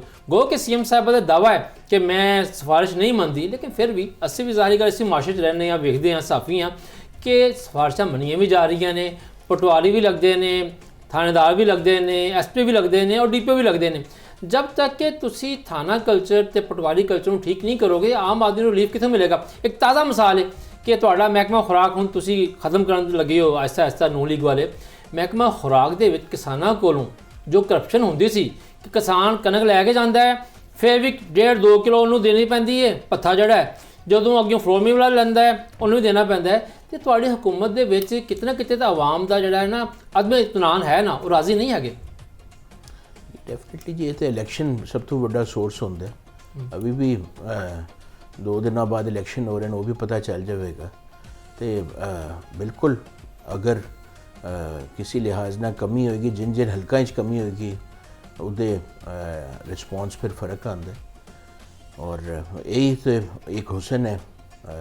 ਇਲੈਕਸ਼ਨ ਜਿਹੜਾ ਤੁਸੀਂ ਤੁਹਾਡੀ ਜਮਾਤ ਤੇ ਇਲੈਕਸ਼ਨ ਕਹਿੰਦੀ ਹੈ, ਬਾਕੀ ਜਮਾਤਾਂ ਜਿਹੜੀਆਂ ਉਹ ਤਾਂ ਇਲੈਕਸ਼ਨ ਕਹਿੰਦੀਆਂ ਨਹੀਂ, ਉਹ ਤਾਂ ਸਿਲੈਕਸ਼ਨ ਕਹਿੰਦੀਆਂ ਨੇ। ਸਿਲੈਕਸ਼ਨ ਤਾਂ ਨਹੀਂ, ਗੁਜ਼ਾਰਿਸ਼ ਹੈ ਕਿ ਡੈਮੋਕ੍ਰੇਸੀ ਦਾ ਤਾਂ ਇਹੀ ਮਤਲਬ ਹੈ ਕਿ ਜੀ ਅਗਰ ਤੁਸੀਂ ਕੰਮ ਸਹੀ ਕਰੋਗੇ ਤਾਂ ਯੂ ਵਿਲ ਬੀ ਇਲੈਕਟਿਡ। ਅਗਰ ਕੋਈ ਕਮੀ ਹੋਏਗੀ ਤਾਂ ਡੈਫੀਨਿਟਲੀ ਫਿਰ ਲੋਕ ਕਿਸੇ ਹੋਰ ਤਰਫ ਰੁਖ ਕਰ ਦੇਣ। ਤੇ ਬਿਲਕੁਲ ਸਾਨੂੰ ਕਰਪਸ਼ਨ ਨੂੰ ਵੀ ਖਤਮ ਕਰਨਾ ਚਾਹੀਦਾ ਹੈ। ਸਾਨੂੰ ਇਹ ਜੋ ਅਗਰ ਕੋਈ ਪਟਵਾਰੀ ਦਾ ਤੁਸੀਂ ਕਹਿ ਰਹੇ ਹੋ, ਮੇਰੇ ਤੇ ਹਲਕੇ 'ਚ ਕਿਸੇ ਪਟਵਾਰੀ ਦੀ ਮਜਾਲ ਨਹੀਂ ਕਿ ਉਹ ਇਸ ਤਰ੍ਹਾਂ ਦੀ ਹਲਕਾ ਕਰੇ। ਅਗਰ ਉਹ ਮੇਰੇ ਇਲਮ ਵਿੱਚ ਆਏਗਾ ਤਾਂ ਉਹ ਫਿਰ ਇੰਸ਼ਾਅੱਲਾ ਤਾਲਾ ਪਟਵਾਰੀ ਵੀ ਨਹੀਂ ਹੋਵੇਗਾ। ਅੱਛਾ ਖਾਲਿਦ ਕਿਊਮ ਸਾਹਿਬ, ਤੁਹਾਡਾ ਬਹੁਤ ਵਸੀਹ ਤਜਰਬਾ ਹੈ ਕਾਮਰਸ ਦਾ ਵੀ, ਮਈਸ਼ਤ ਦਾ ਵੀ। ਇਸ ਰਿਪੋਰਟ ਦੇ ਵਿੱਚ ਮਾਸ਼ੀ ਵਾਲਿਆਂ ਨੇ ਬੜੀ ਗੱਲਾਂ ਕੀਤੀਆਂ ਗਈਆਂ ਨੇ। ਉਹਨਾਂ ਨੇ ਜਿਸ ਤਰ੍ਹਾਂ ਕਿ ਸ਼ਾਹਜਾਨ ਸਾਹਿਬ ਨੇ ਕਿਹਾ ਕਿ ਬਿਹਤਰੀ 6.5 ਤੋਂ 7% ਜਿਹੜੀ ਬਿਹਤਰੀ ਲਿਆ ਜਾ ਸਕਦੀ ਹੈ ਔਰ ਪਾਕਿਸਤਾਨ GDP ਜਿਹੜੀ ਹੈ ਉਹ 'ਚ ਇਜ਼ਾਫਾ ਹੋ ਸਕਦਾ ਹੈ।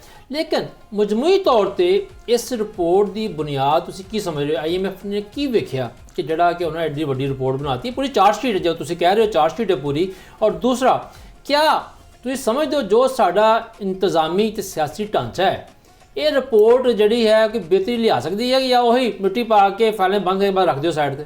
ਉਹ ਰਜ਼ਵਾਨ ਸਾਹਿਬ ਤੁਸੀਂ ਦਰੁਸਤ ਫਰਮਾਇਆ ਕਿ ਇਸ ਰਿਪੋਰਟ ਦੇ ਵਿੱਚ ਸਭ ਤੋਂ ਅਹਿਮ ਗੱਲ ਇਹ ਹੀ ਕੀਤੀ ਗਈ ਹੈ IMF ਦੀ ਤਰਫੋਂ ਕਿ ਜਿਹੜਾ ਪਾਕਿਸਤਾਨ ਦਾ ਸਿਆਸੀ ਤੇ ਮੁਆਸ਼ੀ ਜਿਹੜਾ ਸ਼ਰਾਫੀਆ ਹੈ, ਉਹੀ ਪਾਕਿਸਤਾਨ ਦੀ ਮੁਆਸ਼ੀ ਤਰੱਕੀ ਦਾ, ਪਾਕਿਸਤਾਨ ਦੀ ਤਰੱਕੀ ਦੇ ਵਿੱਚ ਸਭ ਤੋਂ ਜ਼ਿਆਦਾ ਵੱਡੀ ਰੁਕਾਵਟ ਹੈ। ਤੇ ਉਸ ਰੁਕਾਵਟ ਨੂੰ IMF ਚਾਹੁੰਦਾ ਕਿ ਇਹਨੂੰ ਖਤਮ ਕਰੋ। ਔਰ ਉਹਦੇ ਵਿੱਚ ਤੁਸੀਂ ਇਹ ਦੇਖੋ ਕਿ ਉਹਨਾਂ ਇਹ ਵੀ ਨਿਸ਼ਾਨਦੇਹੀ ਕੀਤੀ ਹੈ, ਤੁਸੀਂ ਮੁਆਸ਼ੀ ਹਵਾਲਿਆਂ ਦੀ ਗੱਲ ਕੀਤੀ ਹੈ ਕਿ ਜਿਹੜਾ ਸਾਡਾ ਟੈਕਸ ਦੀ ਕਲੈਕਸ਼ਨ ਦਾ ਕਮਜ਼ੋਰ ਔਰ ਪਚੀਦਾ ਨਿਜ਼ਾਮ ਹੈ, ਉਹਦੇ ਤੇ ਸਵਾਲ ਵੀ ਉਠਾਏ ਗਏ ਨੇ।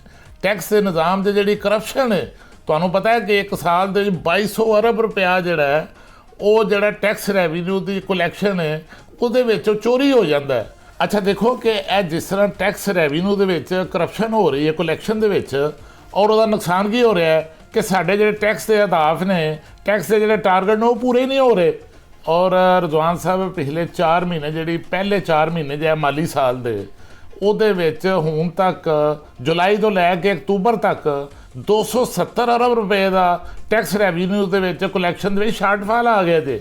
ਔਰ ਜਿਹੜੀ ਇੱਕ ਹੋਰ ਗੱਲ ਕੀਤੀ ਹੈ ਆਪਣਾ IMF ਨੇ ਆਪਣੀ ਰਿਪੋਰਟ ਦੇ ਵਿੱਚ ਕਿ ਜਿਹੜਾ ਕਿਹਾ ਜਾਂਦਾ ਹੈ ਕਿ ਇਹ 5300 ਅਰਬ ਰੁਪਇਆ ਜਿਹੜਾ ਹੈ ਇਹ ਨੈਬ ਨੇ ਜਿਹੜੀ ਇਹ 1 ਸਾਲ ਦੇ ਵਿੱਚ ਕਲੈਕਸ਼ਨ ਕੀਤੀ ਹੈ, ਉਹ ਵੀ ਉਹਨਾਂ ਦੱਸਿਆ ਕਿ ਬੜੀ ਘੱਟ ਹੈ।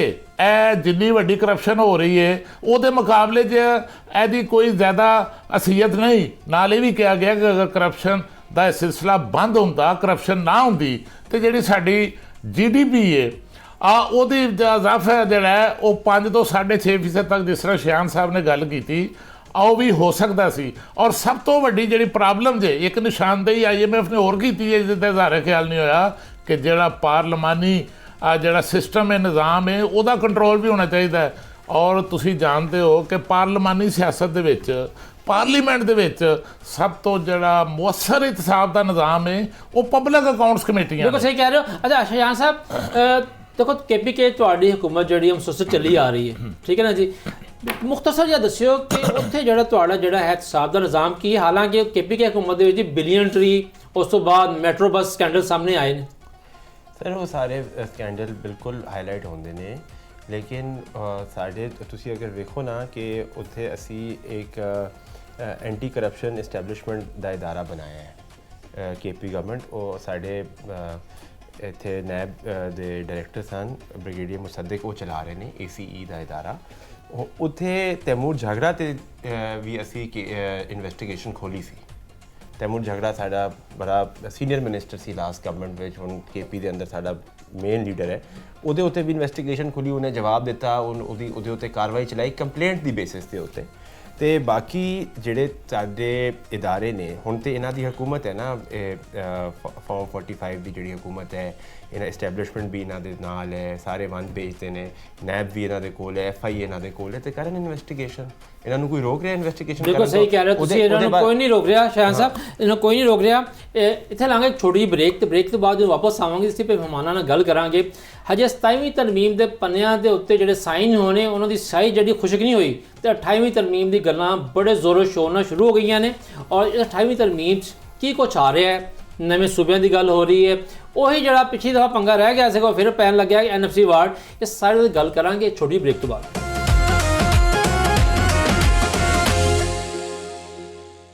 ਇੱਕ ਤੋਂ ਬਾਅਦ ਜੀ ਆਇਆਂ ਨੂੰ 28ਵੀਂ ਤਰਮੀਮ ਦੀ ਛੋੜ ਜਿਹੜਾ ਹੈ ਉਹ ਸੁਣਾਈ ਦੇਣ ਲੱਗ ਪਿਆ ਹੈ। 27ਵੀਂ ਨੂੰ ਹਜੇ ਮੁੱਕੇ 4 ਦਿਨ ਹੀ ਹੋਏ ਨੇ। 28ਵੀਂ ਤਰਮੀਮ ਦੇ ਵਿੱਚ ਨਵੇਂ ਸੂਬਿਆਂ ਦੀ ਵੀ ਗੱਲ ਹੋ ਰਹੀ ਹੈ। ਕਿਹਾ ਜਾ ਰਿਹਾ ਹੈ ਕਿ ਜੀ ਕਮ ਸੇ ਕਮ ਪਾਕਿਸਤਾਨ 'ਚ 4 ਨਹੀਂ 12 ਸੂਬੇ ਹੋਣੇ ਚਾਹੀਦੇ ਨੇ।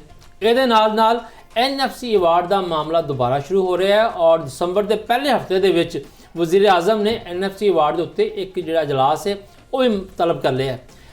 28ਵੀਂ ਤਰਮੀਮ 'ਚ ਕੀ ਹੋਣ ਵਾਲਾ ਹੈ, ਕਿਸ ਤਰ੍ਹਾਂ ਹੋਏਗਾ, ਸਿਆਸੀ ਜਮਾਤਾਂ ਕੀ ਸੋਚ ਰਹੀਆਂ? ਸਭ ਤੋਂ ਪਹਿਲੇ ਸੁਲਤਾਨਾ ਸਾਹਿਬ ਤੁਸੀਂ ਦੱਸੋ ਕਿ 26ਵੀਂ ਤਰਮੀਮ ਪੀਪਲਸ ਪਾਰਟੀ ਨੇ ਮਨਜ਼ੂਰ ਕਰਵਾਈ।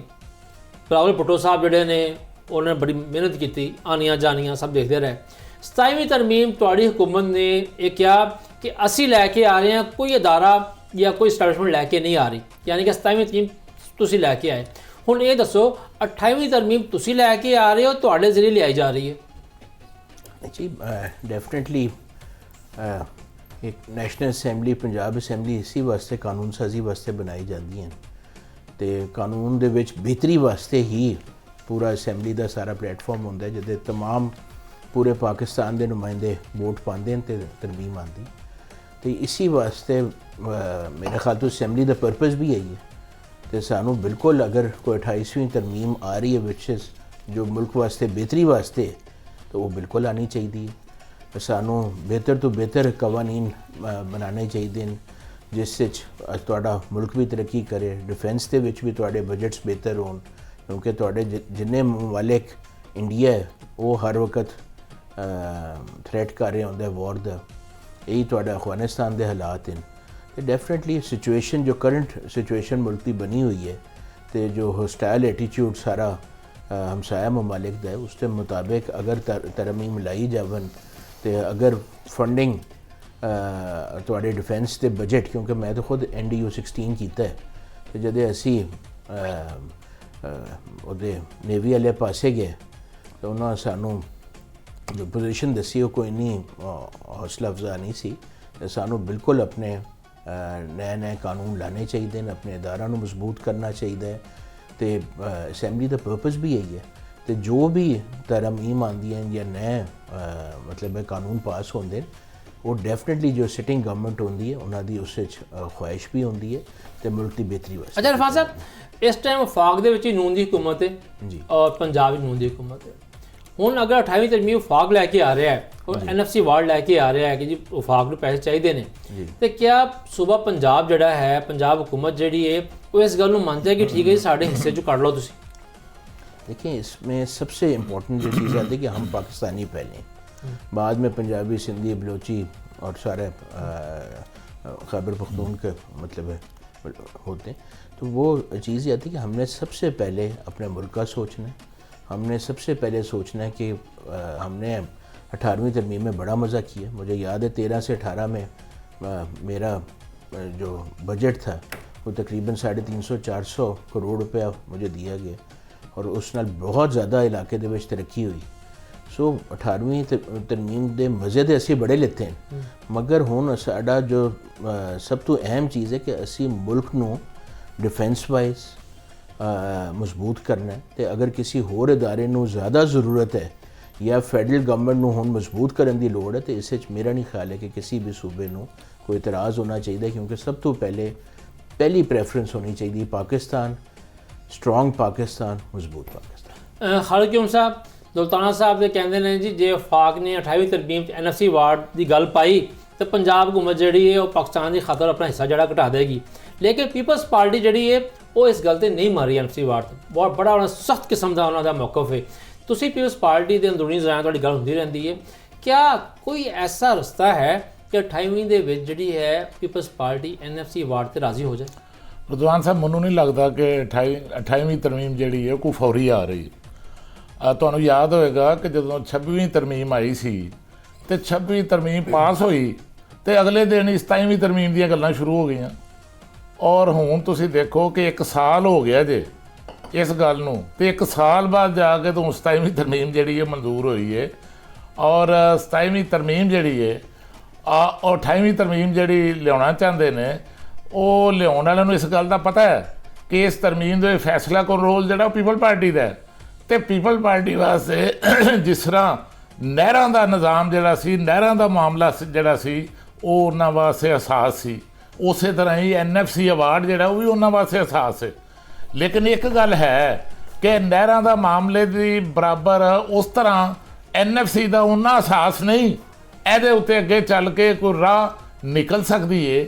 ਔਰ ख़ास ਤੌਰ ਤੇ ਜਿਹੜੇ ਮੁਫਾਹਮਤ ਦੇ ਬਾਦਸ਼ਾਹ ਨੇ, ਸਦਰ ਪਾਕਿਸਤਾਨ ਆਸਫ ਅਲੀ ਜ਼ਰਦਾਰੀ, ਔਰ ਜਿਹੜੇ ਮੁਫਾਹਮਤ ਦੀ ਨਈ ਤਾਰੀਖ ਰਕਮ ਕਰ ਰਹੇ ਨੇ ਵਜ਼ੀਰ ਆਜ਼ਮ ਸ਼ਹਿਬਾਜ਼ ਸ਼ਰੀਫ, ਇਹਨਾਂ ਦੋਨਾਂ ਦੇ ਹੁੰਦਿਆਂ ਮੈਨੂੰ ਨਹੀਂ ਲੱਗਦਾ ਕਿ ਪੀਪਲ ਪਾਰਟੀ ਔਰ ਨੂਨ ਲੀਗ ਕੋ ਆਪਸ ਵਿੱਚ ਲੜਨਗੇ। ਇਹ ਜਦੋਂ ਬਹਿਣਗੇ ਤੇ ਕੋਈ ਨਾ ਕੋਈ ਰਸਤਾ ਜਿਹੜਾ ਹੈ ਉਹ ਕੱਢਣਗੇ। ਲੇਕਿਨ ਪੀਪਲਸ ਪਾਰਟੀ ਇੱਕ ਸਿਆਸੀ ਜਮਾਤ ਹੈ, ਮੈਂ ਨਹੀਂ ਸਮਝਦਾ ਕਿ ਉਹ ਇਹਦੇ 'ਤੇ ਕੋਈ ਡਿਕਟੇਸ਼ਨ ਜਿਹੜੀ ਹੈ ਉਹਨੂੰ ਮੰਨੇਗੀ। ਖਾਸ ਤੌਰ 'ਤੇ ਉਹ ਜਿਹੜੇ ਸੂਬਿਆਂ ਦੀ ਗੱਲਾਂ ਕਰ ਰਹੇ ਨੇ, ਔਰ ਸੂਬਿਆਂ ਦੇ ਖਿਲਾਫ ਪੀਪਲ ਪਾਰਟੀ ਨਹੀਂ ਜੇ ਖਿਲਾਫ, ਨੂਨ ਲੀਗ ਉਸ ਤੋਂ ਬਹੁਤ ਹੀ ਖਿਲਾਫ ਜੇ। ਉਹ ਵੀ ਨਹੀਂ ਪੰਜਾਬ ਦੀ ਤਕਸੀਮ ਚਾਹੁੰਦੇ, ਉਹ ਨਹੀਂ ਸਿੰਧ ਦੀ ਤਕਸੀਮ ਚਾਹੁੰਦੇ, ਕਿੱਥੇ ਪੂਰੇ ਪੰਜਾਬ ਦੇ ਇੱਕ ਵਜ਼ੀਰ ਆਜ਼ਮ, ਕਿੱਥੇ ਦੋ। ਉਹ ਜਿਹੜੇ ਗੱਲਾਂ ਕਰ ਰਹੇ ਨੇ MKM ਵਾਲੇ, ਓਏ ਉਹਨਾਂ ਦੀ ਕਿੰਨਾ ਸੁਣਨੀ ਜੇ? ਉਹਨਾਂ ਦੇ ਕਹਿਣ ਤੇ ਕਿਹੜੀ ਸੂਬਿਆਂ ਜਿਹੜਾ ਉਹ ਕੋਈ ਸੂਬੇ ਬਣ ਜਾਣੇ ਨੇ ਜਾਂ ਕੋਈ 2-2 ਉਹਨਾਂ ਕੋਲ ਅਕਸਰੀਅਤ ਹੈ। ਉਹ ਫੈਸਲਾ ਇਹਦਾ ਜਿਹੜਾ ਕਰਨਾ ਜੇ ਉਹ ਪੀਪਲ ਪਾਰਟੀ ਨੇ ਕਰਨਾ ਹੈ। ਔਰ ਦੂਸਰਾ ਤੁਸੀਂ ਜਿਹੜੀ ਵਸਾਇਲ ਦੀ ਗੱਲ ਕੀਤੀ ਹੈ ਕਿ ਪੰਜਾਬ ਸਰੈਂਡਰ ਕਰ ਦੇਗਾ, ਸਿੰਧ ਸਰੈਂਡਰ ਕਰ ਦੇਗਾ, ਦੇਖੋ ਇਸ ਵੇਲੇ ਦੌਲਤਾਨਾ ਸਾਹਿਬ, ਪੰਜਾਬ ਦਾ ਜਿਹੜਾ ਤਰੱਕਿਆਤੀ ਬਜਟ ਜੇ ਉਹ ਵਫਾਕ ਦੇ ਤਰੱਕਿਆਤੀ ਬਜਟ ਤੋਂ ਜ਼ਿਆਦਾ ਹੋ ਗਿਆ ਜੇ। ਉਹ ਵਫਾਕ ਦੇ 1000 ਅਰਬ ਦਾ ਜੇ, ਇਹਨਾਂ ਦਾ 1250 ਅਰਬ ਦਾ ਜੇ, ਔਰ ਸਿੰਧ ਦਾ ਜਿਹੜਾ ਜੇ ਉਹ 1000 ਅਰਬ ਦਾ ਜੇ। ਉਹ ਸਿੰਧ ਦਾ ਬਜਟ ਜਿਹੜਾ ਹੈ ਡਿਵੈਲਪਮੈਂਟ ਦਾ ਉਹ ਵੀ ਵਫਾਕ ਦੇ ਬਰਾਬਰ ਜੇ। ਲੇਕਿਨ ਇੱਕ ਜਿਹੜਾ ਨਾਇਨਸਾਫੀ ਹੋਈ ਹੈ, ਉਹ ਨਾਇਨਸਾਫੀ ਜ਼ਰੂਰ ਖਤਮ ਹੋਣੀ ਚਾਹੀਦੀ ਹੈ ਕਿ ਸੂਬਿਆਂ ਨੇ ਜਿਹੜੇ ਵਸਾਇਲ ਸਨ NFC ਅਵਾਰਡ ਦੇ ਤਹਿਤ, ਉਹ ਵਸਾਇਲ ਤੇ ਇਜ਼ਾਫੀ ਵਸਾਇਲ ਜਿਹੜੇ ਨੇ ਉਹ ਵਫਾਕ ਕੋਲੋਂ ਤਾਂ ਲੈ ਲਏ, ਲੇਕਿਨ ਬਦਕਿਸਮਤੀ ਨਾਲ ਖਰਚ ਕਰਨ ਦੇ ਨਾਲ ਅੱਗੇ ਜਿਹੜੇ ਜ਼ਿਲ੍ਹੇ ਸਨ, ਪਸਮਾਨਦਾ ਜ਼ਿਲ੍ਹੇ ਸਨ, ਜਿਸ ਜ਼ਿਲ੍ਹੇ ਦਾ ਜਿੰਨਾ ਹਿੱਸਾ ਬਣਦਾ ਸੀ ਉਹ ਸੂਬਿਆਂ ਨੇ ਨਹੀਂ ਜੇ ਦਿੱਤਾ। ਸੂਬੇ ਜਿਹੜੇ ਨੇ ਉਹ ਵਸਾਇਲ ਦੇ ਉੱਤੇ ਜਿਹੜਾ ਨਾ ਉਹ ਬੈਠ ਕੇ, ਲੇਕਿਨ ਉਹਨਾਂ ਵਸਾਇਲ ਦੇ ਨਾਲ ਸੂਬੇ ਦੇ ਪੂਰੇ ਆਵਾਮ ਦੇ ਨਾਲ ਉਸ ਤਰ੍ਹਾਂ ਇਨਸਾਫ ਨਹੀਂ ਕੀਤਾ। ਮੈਂ ਸਮਝਦਾ ਕਿ ਅੱਜ ਜਿਹੜੇ ਜ਼ਿਲ੍ਹੇ ਪਸਮਾਨਦਾ ਨੇ, ਔਰ ਉਹਨਾਂ ਦੀ ਪਸਮਾਨਦਗੀ ਦੀ ਇੱਕ ਵਜ੍ਹਾ ਜਿਹੜੀ ਹੈ ਉਹ ਸੂਬਾਈ ਹਕੂਮਤਾਂ ਨੇ ਕਿ ਜਿੰਨਾ ਮੁਨਸਫਾਨਾ ਤਕਸੀਮ ਜਿਹੜੀ ਹੈ ਵਸਾਇਲ ਦੀ ਨਹੀਂ ਕੀਤੀ। ਔਰ ਇਹਦਾ ਇੱਕ ਹੱਲ ਮੌਜੂਦ ਹੈ, ਔਰ ਇੱਕ ਹੱਲ ਇਹ ਵੇ ਕਿ ਸੂਬਿਆਂ ਦੀ ਬਜਾਏ ਉਹਨਾਂ ਜ਼ਿਲ੍ਹਿਆਂ ਨੂੰ ਬਰਾਹ ਰਾਸਤ ਜਿਹੜੇ ਨੇ ਉਹ ਵਸਾਇਲ ਜਿਹੜੇ ਨੇ ਉਹ ਫਰਾਹਮ ਕੀਤੇ ਜਾਣ। ਔਰ ਮੈਂ ਸਮਝਦਾ ਇਹਦੇ ਨਾਲ ਉਹ ਸੂਬੇ ਜਿਹੜੇ ਨੇ, ਉਹ ਜਿਹੜੇ ਜ਼ਿਲ੍ਹੇ ਨੇ, ਪਸਮਾਨਦਾ ਜ਼ਿਲ੍ਹੇ ਨੇ, ਉਹ ਵੀ ਫਿਰ ਜਿਹੜਾ ਉਹ ਬਰਾਬਰੀ ਤੇ ਆ ਸਕਦੇ ਨੇ। ਔਰ ਇਹ ਸਾਰੀਆਂ ਚੀਜ਼ਾਂ ਜਿਹੜੀਆਂ ਨੇ, ਜਿਹੜਾ NFC ਅਵਾਰਡ ਦਾ ਇਜਲਾਸ ਦੱਸਿਆ ਗਿਆ ਕਿ ਤਲਬ ਕਰ ਲਿਆ ਗਿਆ, ਇਹਦੇ 'ਚ ਵੀ ਕੁਛ ਨਹੀਂ ਹੋਣਾ, ਕਿਉਂਕਿ ਜ਼ਰਦਾਰੀ ਸਾਹਿਬ ਜਿਹੜੇ ਨੇ ਔਰ ਨੂਨ ਲੀਗ ਇਹ ਆਪਣੇ ਦੌਰ 'ਤੇ 18ਵੀਂ ਤਰਮੀਮ 'ਚ ਇੱਕ ਗੱਲ ਲਿਖ ਗਏ। ਉਹ ਗੱਲ ਇਹ ਲਿਖ ਗਏ ਨੇ, ਉਹ ਇੱਕ ਆਰਟੀਕਲ ਜਿਹੜਾ 160 ਆਰਟੀਕਲ ਹੈ, ਉਹਦੇ ਵਿੱਚ ਇੱਕ ਛੋਟੀ ਜਿਹੀ ਛਿੱਕ ਸ਼ਾਮਲ ਕਰ ਗਏ ਨੇ ਕਿ ਜਿਹੜਾ NFC ਅਵਾਰਡ ਹੈ ਉਹ ਅਵਾਰਡ 'ਚ ਇਜ਼ਾਫਾ ਤਾਂ ਹੋ ਸਕਦਾ ਹੈ, ਉਹਦੇ 'ਚ ਕਮੀ ਨਹੀਂ ਹੋ ਸਕਦੀ। ਇਸ ਵਾਸਤੇ ਮੈਂ ਸਮਝਦਾ ਕਿ ਜਦੋਂ ਤੱਕ ਆਇਨ ਦੇ ਵਿੱਚ ਤਰਮੀਮ ਨਹੀਂ ਹੁੰਦੀ, ਇਹ ਛਿੱਕ ਨਹੀਂ ਬਦਲੀ ਜਾਂਦੀ, ਉਨੀ ਦੇਰ ਤੱਕ NFC ਅਵਾਰਡ ਜਿਹੜਾ ਉਹਦੇ ਵਾਸਤੇ ਇਜਲਾਸ ਬੁਲਾਉਣ ਦੀ ਮੈਂ ਸਮਝਦਾ ਸ਼ਾਇਦ ਕੋਈ ਫਾਇਦਾ ਨਹੀਂ। ਚਲ ਅੱਛਾ ਸ਼ਾਹਜਾਨ ਸਾਹਿਬ, ਇਹ ਦੱਸੋ ਕਿ ਖਾਲਿਦ ਕਿਊਨ ਸਾਹਿਬ ਨੂੰ ਤਾਂ ਪੱਕਾ ਯਕੀਨ ਹੈ ਕਿ ਨਹੀਂ ਆ ਰਹੀ, ਲੇਕਿਨ ਮਾੜੀ ਮੋਟੀ ਸਾਡੇ ਵੀ ਚਿੜੀਆ ਬਤਖਾ ਕੋਈ ਇਹੋ ਜਿਹੀ ਸਾਡੇ ਵੀ ਜ਼ਰਾਏ ਨੇ 28ਵੀਂ ਦੇ ਕੰਮ ਸ਼ੁਰੂ ਹੋ ਗਿਆ ਹੋਇਆ ਹੈ, ਔਰ ਤੁਹਾਡੀ ਪਾਰਟੀ ਨੂੰ ਇਸ ਚੀਜ਼ ਦਾ ਪਤਾ ਹੈ ਕਿ 28ਵੇਂ ਤੇ ਕੰਮ ਹੋ ਰਿਹਾ ਔਰ 3-4 ਮੇਜਰ ਚੇਂਜਿੰਗ ਆਉਣ ਵਾਲੀਆਂ ਨੇ। ਇਹ ਹੋ ਸਕਦਾ ਹੈ ਕਿ ਸੂਬਿਆਂ ਦੀ ਗੱਲ ਦਿਖਾ ਕੇ ਪੀਪਲਸ ਪਾਰਟੀ ਨੂੰ ਰਾਜ਼ੀ ਕਰ ਲਿਆ ਜਾਵੇ ਕਿ ਮੰਨੋ ਨਹੀਂ ਤੇ ਸਿੰਘ ਨੂੰ 2 ਹਿੱਸੇ ਕਰਨ ਲੱਗੇ ਆ। ਇਹ ਦੱਸੋ ਕਿ ਤੁਸੀਂ ਤਹਿਰੀਕ ਇਨਸਾਫ ਜਿਹੜੀ ਹੈ 26 ਤਰਮੀਮ ਦਫਾ ਵੀ ਮਾਮੂਲੀ ਇhtਜਾਜ ਹੋਇਆ, 27ਵੀਂ ਦਫਾ ਵੀ ਇhtਜਾਜ ਹੋਇਆ, ਬਲਕਿ ਤੁਹਾਡੇ ਆਪਣੇ ਬੰਦੇ ਨੇ ਵੋਟ ਵੀ ਦੇ ਦਿੱਤਾ। ਤੁਹਾਡੇ ਆਪਣੇ ਬੰਦੇ ਜਿਹੜੇ ਨੇ ਉਹ ਤੁਹਾਡੀ ਪਾਰਟੀ 'ਚੋਂ ਅੱਗੇ ਪਿੱਛੇ ਹੋਏ ਨੇ, ਯਾਨੀ ਕਹਿ ਲਓ ਨਾ ਕਿ ਤੁਹਾਡੇ ਆਪਣੇ ਚੂਹੇ ਜਿਹੜੇ ਨੇ ਉਹ ਟੋਕਰੇ ਥੱਲੇ ਨਹੀਂ ਹੈਗੇ। ਕਿਆ 28ਵੀਂ ਆਏਗੀ ਉਹ ਕਿਆ ਫਿਰ ਤੁਹਾਡੀ ਪਾਰਟੀ ਦੇ ਕੋਈ ਸੈਂਟਰ ਤੇ ਕੋਈ MNA ਜਿਹੜੇ ਨੇ ਉਹ ਪੱਲੇ ਪਾਸੇ ਆ ਕੇ ਵੋਟ ਦੇ ਦੇਣਗੇ? ਦੇਖੋ ਰਿਜ਼ਵਾਨ ਸਾਹਿਬ, ਗੱਲ ਇਹ ਵੇ ਕਿ ਬਿਲਕੁਲ ਤੁਹਾਡੀ ਇਨਫੋਰਮੇਸ਼ਨ ਸਹੀ ਹੈ। 18ਵੀਂ ਤਰਮੀਮ ਦੀ ਪੂਰੀ ਤਿਆਰੀ ਹੈ, ਕਿਉਂਕਿ 28ਵੀਂ ਤਰਮੀਮ ਦੀ ਪੂਰੀ ਤਿਆਰੀ ਹੈ, ਕਿਉਂਕਿ ਇਸ ਵਾਸਤੇ ਕਿ ਇਹ ਜਿਹੜੇ ਰਬਰ ਸਟੈਂਪ ਲਾਏ ਨੇ ਤੇ ਰਬਰ ਸਟੈਂਪ ਦਾ ਇਹਨਾਂ ਨੇ ਇਸਤੇਮਾਲ ਤੇ ਪੂਰਾ ਕਰਨਾ ਹੈ, ਕਿਉਂਕਿ ਇਹਨਾਂ ਐਫਰਟ ਕਰਕੇ ਜਿਹੜੇ ਇੰਨੀ ਬੜੀ ਵੱਡੀ, ਕਿਉਂਕਿ ਤੁਸੀਂ ਕਰਪਸ਼ਨ ਦੀ ਅਗਰ ਦੇਖੋ ਨਾ, ਮੈਂ ਆਡਿਟ ਵੇਖਿਆ ਸੀ ਕਰਪਸ਼ਨ ਇਹਦਾ ਇਲੈਕਸ਼ਨ ਰਿਗਿੰਗ ਦਾ, ਪਾਕਿਸਤਾਨ ਦੀ ਹਿਸਟਰੀ ਦੇ ਅੰਦਰ ਇੰਨੀ ਵੱਡੀ ਇਲੈਕਸ਼ਨ ਰਿਗਿੰਗ ਨਹੀਂ ਹੋਈ ਜਿੰਨੀ ਇਸ ਵਾਰੀ ਹੋਈ ਹੈ 2024 ਵਿੱਚ। ਤੇ ਜੇ ਰਬਰ ਸਟੈਂਪ ਆਇਆ, ਰਬਰ ਸਟੈਂਪ ਦਾ ਇਹਨਾਂ ਨੇ ਪੂਰਾ ਫਾਇਦਾ ਉਠਾਉਣਾ ਹੈ। ਤੇ ਇਹਨਾਂ ਦੀ ਇਹ ਜਿਹੜੀ ਮੁੱਦਤ ਹੈ ਇਹਨਾਂ ਨੇ ਪਾਰਲੀਮੈਂਟ ਦੀ ਵੀ 6 ਸਾਲ ਕਰ ਦੇਣੀ ਹੈ ਤਾਂ ਕਿ 1 ਸਾਲ ਹੋਰ ਇਹਨਾਂ ਨੂੰ ਇਸਤੇਮਾਲ ਕੀਤਾ ਜਾਏ। ਤੇ ਉਹਦੇ ਬਾਅਦ ਕੁਝ ਆਈਡੀਆ ਜਿਹੜੇ ਕਹਿੰਦੇ ਨੇ ਲੋਕਲ ਗਵਰਨਮੈਂਟ ਦੇ ਕਿ ਲੋਕਲ ਗਵਰਨਮੈਂਟ ਤੱਕ ਪੈਸੇ ਜਾਣੇ ਚਾਹੀਦੇ ਨੇ। ਮੈਂ ਖਾਲਿਦ ਸਾਹਿਬ ਦੀ ਗੱਲ ਨਾਲ ਐਗਰੀ ਕਰਨਾ। ਤੇ ਸੂਬਿਆਂ ਕਰਪਸ਼ਨ ਸਾਰੀ ਸੂਬਿਆਂ ਦੇ ਵਿੱਚ ਹੋ ਰਹੀ ਹੈ, ਸਾਰੀ ਪਾਵਰ ਸੂਬਿਆਂ ਦੇ ਵਿੱਚ ਹੈ। 1 ਟ੍ਰਿਲੀਅਨ ਦੀ AGP ਆਡੀਟਰ ਜਨਰਲ ਰਿਪੋਰਟ ਆਈ ਪੰਜਾਬ ਦੇ ਅੰਦਰ, 1 ਟ੍ਰਿਲੀਅਨ ਰੁਪਏ ਦੀ ਕਰਪਸ਼ਨ ਦੀ। ਤੇ ਇਹ ਜਾਣੀ ਚਾਹੀਦੀ ਥੱਲੇ ਜ਼ਿਲ੍ਹਾ ਕੌਂਸਲ ਤੱਕ ਤੇ ਲੋਕਲ ਗਵਰਨਮੈਂਟ ਤੱਕ, ਤੇ ਫਿਰ ਜਿਹੜਾ ਰੂਹ ਹੈ ਸਾਡੇ ਆਮ ਬੰਦੇ ਤੱਕ ਜਾਣੀ ਚਾਹੀਦੀ, ਆਮ ਬੰਦੇ ਤੱਕ ਔਰ ਲੋਕਲ ਗਵਰਨਮੈਂਟ ਤੱਕ ਜਾਣੀ ਚਾਹੀਦੀ ਹੈ। ਜਿਹੜੇ ਬੰਦੇ ਜਿਨ੍ਹਾਂ ਦਾ ਰਾਬਤਾ ਔਰ ਆਵਾਮ ਦਾ, ਉਹਨਾਂ ਦੀ ਸਪੈਂਡਿੰਗ, ਉਹਨਾਂ ਨੂੰ ਪਤਾ ਉਹ ਲੋਕਲ ਮਸਲੇ ਮਸਾਇਲ ਕਿਆ ਹੈ। ਔਰ ਇੱਥੇ ਕੀ ਹੁੰਦਾ, ਜਿਸ ਤਰ੍ਹਾਂ ਪੰਜਾਬ ਵਿੱਚ ਮੈਂ ਤੁਹਾਨੂੰ ਐਗਜ਼ਾਮਪਲ ਦੇਣਾ ਕਿ ਜਿਹੜੀ ਪਰ ਕੈਪੀਟਾ ਸਪੈਂਡਿੰਗ ਹੈ ਹੈਲਥ ਕੇਅਰ ਦੀ, ਐਜੂਕੇਸ਼ਨ ਦੀ, ਇਨਫਰਾਸਟਰਕਚਰ ਦੀ, ਉਹ ਸੈਂਟਰਲ ਪੰਜਾਬ ਦੀ ਲਾਹੌਰ ਦੀ ਸਾਊਥ ਤੋਂ 4 ਜਾਂ 5 ਗੁਣਾ ਜ਼ਿਆਦਾ ਹੈ। ਤੋ ਡਿਸਪ੍ਰੋਪੋਰਸ਼ਨੇਟ ਹੈ। ਖੈਰ ਤੁਸੀਂ ਗੱਲ ਕਰ ਰਹੇ ਹੋ ਫਲੋਰ ਕ੍ਰੋਸਿੰਗ ਦੀ। ਦੇਖੋ ਪੂਰਾ ਜਿਹੜਾ ਸਿਸਟਮ ਕ੍ਰੀਏਟ ਕੀਤਾ ਗਿਆ ਹੈ ਨਾ, ਉਸ ਕ੍ਰੀਏਟ ਹੀ ਇਸ ਤਰ੍ਹਾਂ ਕੀਤਾ ਗਿਆ ਹੈ ਕਿ ਲੋਕਾਂ ਨੂੰ ਆਜ਼ਾਦ ਛੱਡਾ ਜਾਏ ਤਾਂ ਕਿ ਕਿਸੇ ਨੂੰ ਕਿਸੇ ਵਕਤ ਵੀ ਮੈਨੀਪੂਲੇਟ ਕੀਤਾ ਜਾਏ। ਲੋਕਾਂ ਨੂੰ ਉਠਾਇਆ ਜਾਂਦਾ ਹੈ, ਲੋਕਾਂ ਨੂੰ ਬਲੈਕਮੇਲ ਕੀਤਾ ਜਾਂਦਾ ਹੈ, ਲੋਕਾਂ ਨੂੰ ਟੌਰਚਰ ਕੀਤਾ ਜਾਂਦਾ ਹੈ, ਲੋਕਾਂ ਦੇ ਕੇਸ ਹੁੰਦੇ ਨੇ। ਆਫਟਰ ਆਲ ਇਨਸਾਨ ਹੁੰਦਾ ਹੈ। ਸਾਡੇ ਕੋਲੋਂ ਪੁੱਛੋ ਨਾ, ਅਸੀਂ ਭੁਗਤ ਰਹੇ ਹਾਂ ਕਿ ਹੁੰਦਾ ਕੀ ਹੈ ਜਦੋਂ ਤੁਸੀਂ ਚੁੱਕੇ ਜਾਓ ਜਾਂ ਤੁਹਾਡੇ ਤੇ ਜ਼ੁਲਮ ਹੋਵੇ ਜਾਂ ਤੁਸੀਂ ਮਿਸਿੰਗ ਪਰਸਨ ਹੋ ਜਾਂ ਤੁਹਾਨੂੰ ਥ੍ਰੈਟ ਜਦੋਂ ਆਉਂਦੇ ਨੇ, ਫਿਰ ਵੀ ਸਾਡੇ ਲੋਕਾਂ ਨੇ ਇਸਤਕਾਮ ਦਾ ਮੁਜ਼ਾਹਰਾ ਕੀਤਾ ਹੈ। ਸਾਡੇ ਲੋਕ ਮਜ਼ਬੂਤ ਖੜੇ ਰਹੇ ਔਰ ਜਿਸ ਤਰ੍ਹਾਂ ਸਾਡੇ ਲੋਕ ਇਮਰਾਨ ਖਾਨ ਦੇ ਨਾਲ ਖੜੇ ਰਹੇ ਨੇ, ਲੜ ਰਹੇ ਨੇ, ਪਾਰਲੀਮੈਂਟ ਦੇ ਅੰਦਰ ਵੀ ਲੜ ਰਹੇ ਨੇ, ਬਾਹਰ ਵੀ ਲੜ ਰਹੇ ਨੇ। ਇਹ ਮਿਸਾਲੀ ਹੈ। ਇਸ ਤਰ੍ਹਾਂ ਦੀ ਲੜਾਈ ਕਦੀ ਹੋਈ ਨਹੀਂ ਇਸ ਲੈਵਲ ਤੇ ਪਾਕਿਸਤਾਨ ਦੇ ਅੰਦਰ ਜੋ ਇਸ ਵਕਤ ਹੋ ਰਹੀ ਹੈ। ਤੇ ਬਾਕੀ ਗੱਲ ਹੈ ਕਿ ਇਹਨਾਂ ਨੇ ਸੈਨੇਟ ਦੇ ਅੰਦਰ ਤੇ ਆਪਣੇ ਨੰਬਰ ਪੂਰੇ ਕਰ ਲੈਣੇ ਨੇ। ਆਬਰੋ ਸਾਹਿਬ ਦੇ ਉਸ ਸੀਟ ਦੇ ਉੱਤੇ ਇਲੈਕਸ਼ਨ ਉਹਨਾਂ ਨੇ ਫਿਰ ਰਿਗਿੰਗ ਕਰਕੇ ਆਪਣੇ ਬੰਦੇ ਲਿਆ ਆਨੇ ਨੇ। ਪੀਪਲਸ ਪਾਰਟੀ ਔਰ PMLN ਦੀ ਫਿਲਹਾਲ ਤੇ ਨੂਰਾ ਕੁਸ਼ਤੀ ਚੱਲ ਰਹੀ ਹੈ ਤੇ ਇਹਨਾਂ ਨੇ ਕੋਈ ਨਾ ਕੋਈ ਰਸਤਾ ਨਿਕਾਲਣਾ ਹੈ, ਕਿਉਂਕਿ ਇਹ ਸਿਸਟਮ ਦੇ ਬਗੈਰ ਇਹ ਸਰਵਾਈਵ ਨਹੀਂ ਕਰ ਸਕਦੇ। ਤੋ ਇਸ ਵਾਸਤੇ ਜਿਹੜੇ ਇਹਨਾਂ ਨੇ ਬੰਦੇ ਵੀ ਸਾਡੇ ਉੱਥੇ ਤੋੜੇ ਨੇ ਨੈਸ਼ਨਲ ਅਸੈਂਬਲੀ, ਉਧਰ ਵੀ ਉਹਨਾਂ ਨੇ ਆਪਣੇ ਨੰਬਰ ਪੂਰੇ ਕਰ ਲਏ ਨੇ। ਤੇ ਸਾਡੀ ਜਿਹੜੀ ਮੂਵਮੈਂਟ ਔਰ ਸਟਰਗਲ ਹੈ ਇਹ ਬਿਯੋਂਡ ਚਲੀ ਗਈ ਹੈ ਇਸ ਤੋਂ। ਨੈਸ਼ਨਲ ਅਸੈਂਬਲੀ ਦੇ ਅੰਦਰ ਕੀ ਹੋ ਰਿਹਾ ਹੈ ਜਾਂ ਤਰਮੀਮ, ਕਿਉਂਕਿ ਅਸੀਂ ਤਰਮੀਮਾਂ ਸਾਰੀ ਇਹ ਬੇਮਾਇਨੀ ਹੈ, ਕਾਗਜ਼ ਦੇ ਟੁਕੜੇ ਨੇ, ਰਬਰ ਸਟੈਂਪ ਪਾਰਲੀਮੈਂਟ ਹੈ, ਪੂਰੀ ਦੁਨੀਆ ਨੂੰ ਪਤਾ ਹੈ।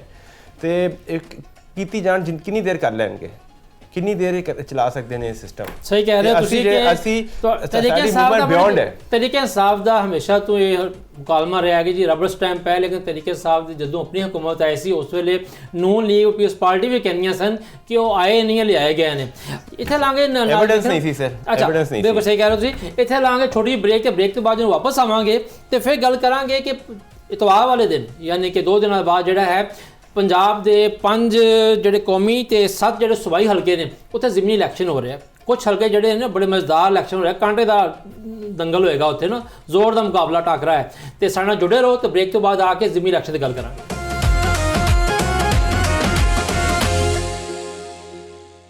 ਬ੍ਰੇਕ ਤੋਂ ਬਾਅਦ ਜੀ ਆਇਆਂ ਨੂੰ। ਇਤਵਾਰ ਵਾਲੇ ਦਿਨ ਜਿਹੜਾ ਹੈ ਪੰਜਾਬ ਦੇ 5 ਕੌਮੀ ਤੇ 7 ਸੂਬਾਈ ਹਲਕਿਆਂ ਦੇ ਵਿੱਚ ਜ਼ਿਮਨੀ ਇਲੈਕਸ਼ਨ ਹੋਣ ਲੱਗਾ ਹੈ। ਪੂਰੇ ਪਾਕਿਸਤਾਨ ਦੀ ਗੱਲ ਕਰੀਏ ਤੇ ਪੂਰੇ ਪਾਕਿਸਤਾਨ ਦੇ ਵਿੱਚ ਜਿਹੜਾ ਹੈ 13 ਹਲਕਿਆਂ ਦੇ ਵਿੱਚ ਜਿਹੜਾ ਹੈ ਇਲੈਕਸ਼ਨ ਹੋ ਰਿਹਾ।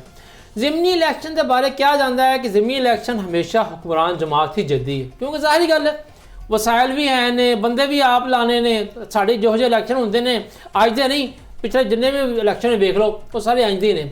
ਲੇਕਿਨ ਇਸ ਦਫਾ ਕੁਝ ਹਲਕੇ ਜਿਹੜੇ ਨੇ ਉੱਥੇ ਕਿਹਾ ਜਾਂਦਾ ਹੈ ਕਿ ਕੁਝ ਮਜ਼ੇਦਾਰ ਟਾਕਰਾ ਹੋਣ ਵਾਲਾ ਹੈ।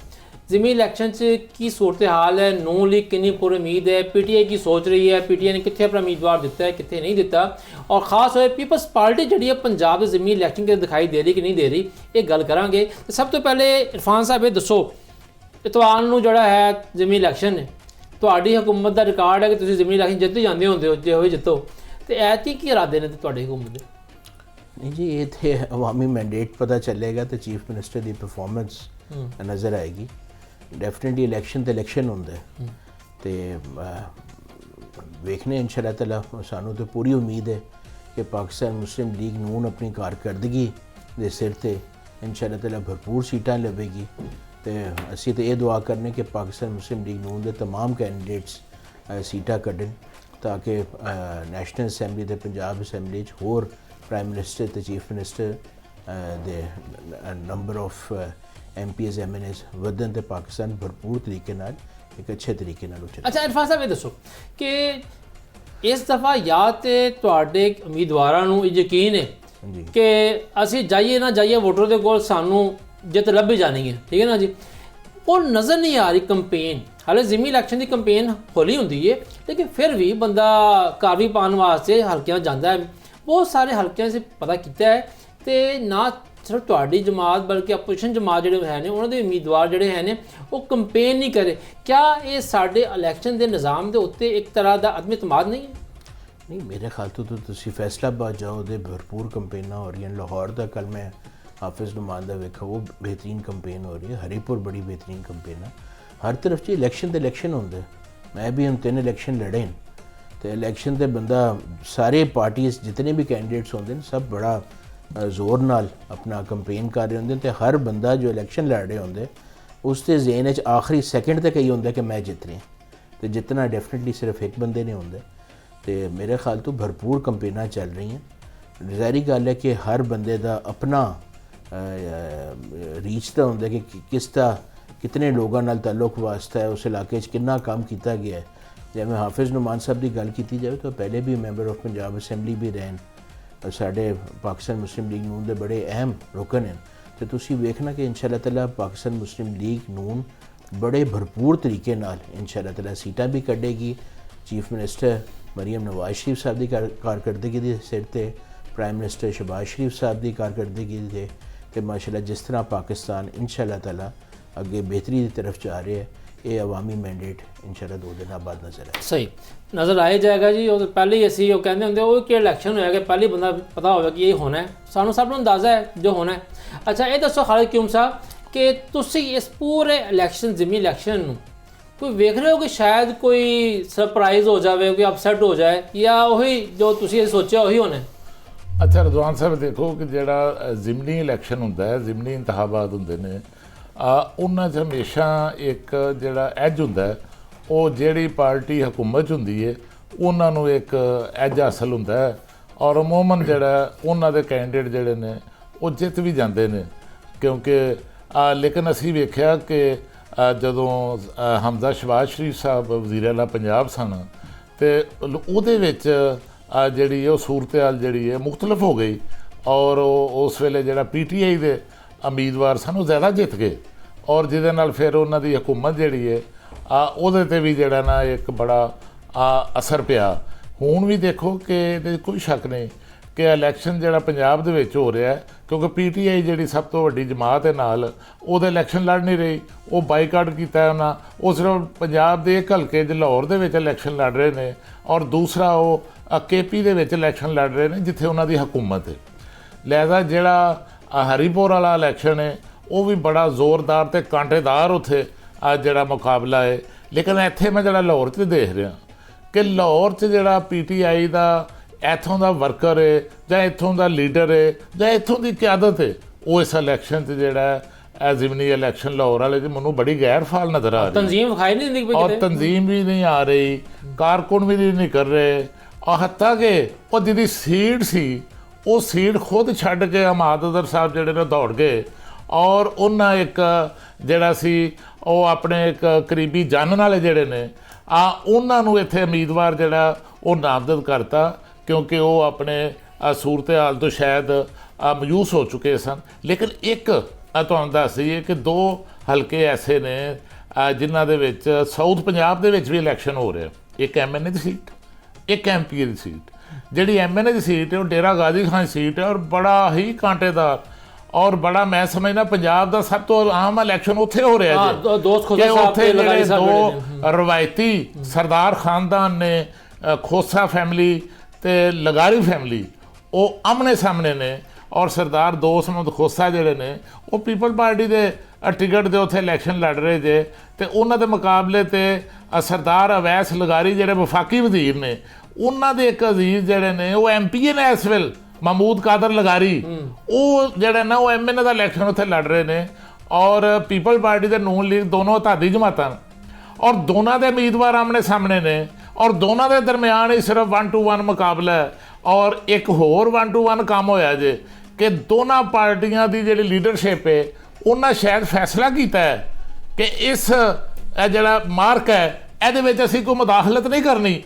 ਦੋਨਾਂ ਦੀ ਕਿਆਦਤ ਜਿਹੜੀ ਜੇ, ਨਾ ਨੂਨ ਲੀਗ ਦੀ ਕਿਆਦਤ ਉੱਥੇ ਕੋਈ ਜਲਸਾ ਕਰਨ ਗਈ ਜੇ, ਨਾ ਪੀਪਲਸ ਪਾਰਟੀ ਦੀ ਕਿਆਦਤ ਉੱਥੇ ਜਲਸਾ ਕਰਨ ਗਈ ਜੇ, ਉਹਨਾਂ ਸ਼ਾਇਦ ਜਿਹੜਾ ਇਹ ਦੋਵਾਂ ਪਹਿਲਵਾਨਾਂ ਤੇ ਓਪਨ ਜਿਹੜਾ ਉਹ ਕਰਤਾ ਹੈ ਕਿ ਚਲੋ ਭਾਈ ਤੁਸੀਂ ਲੜੋ।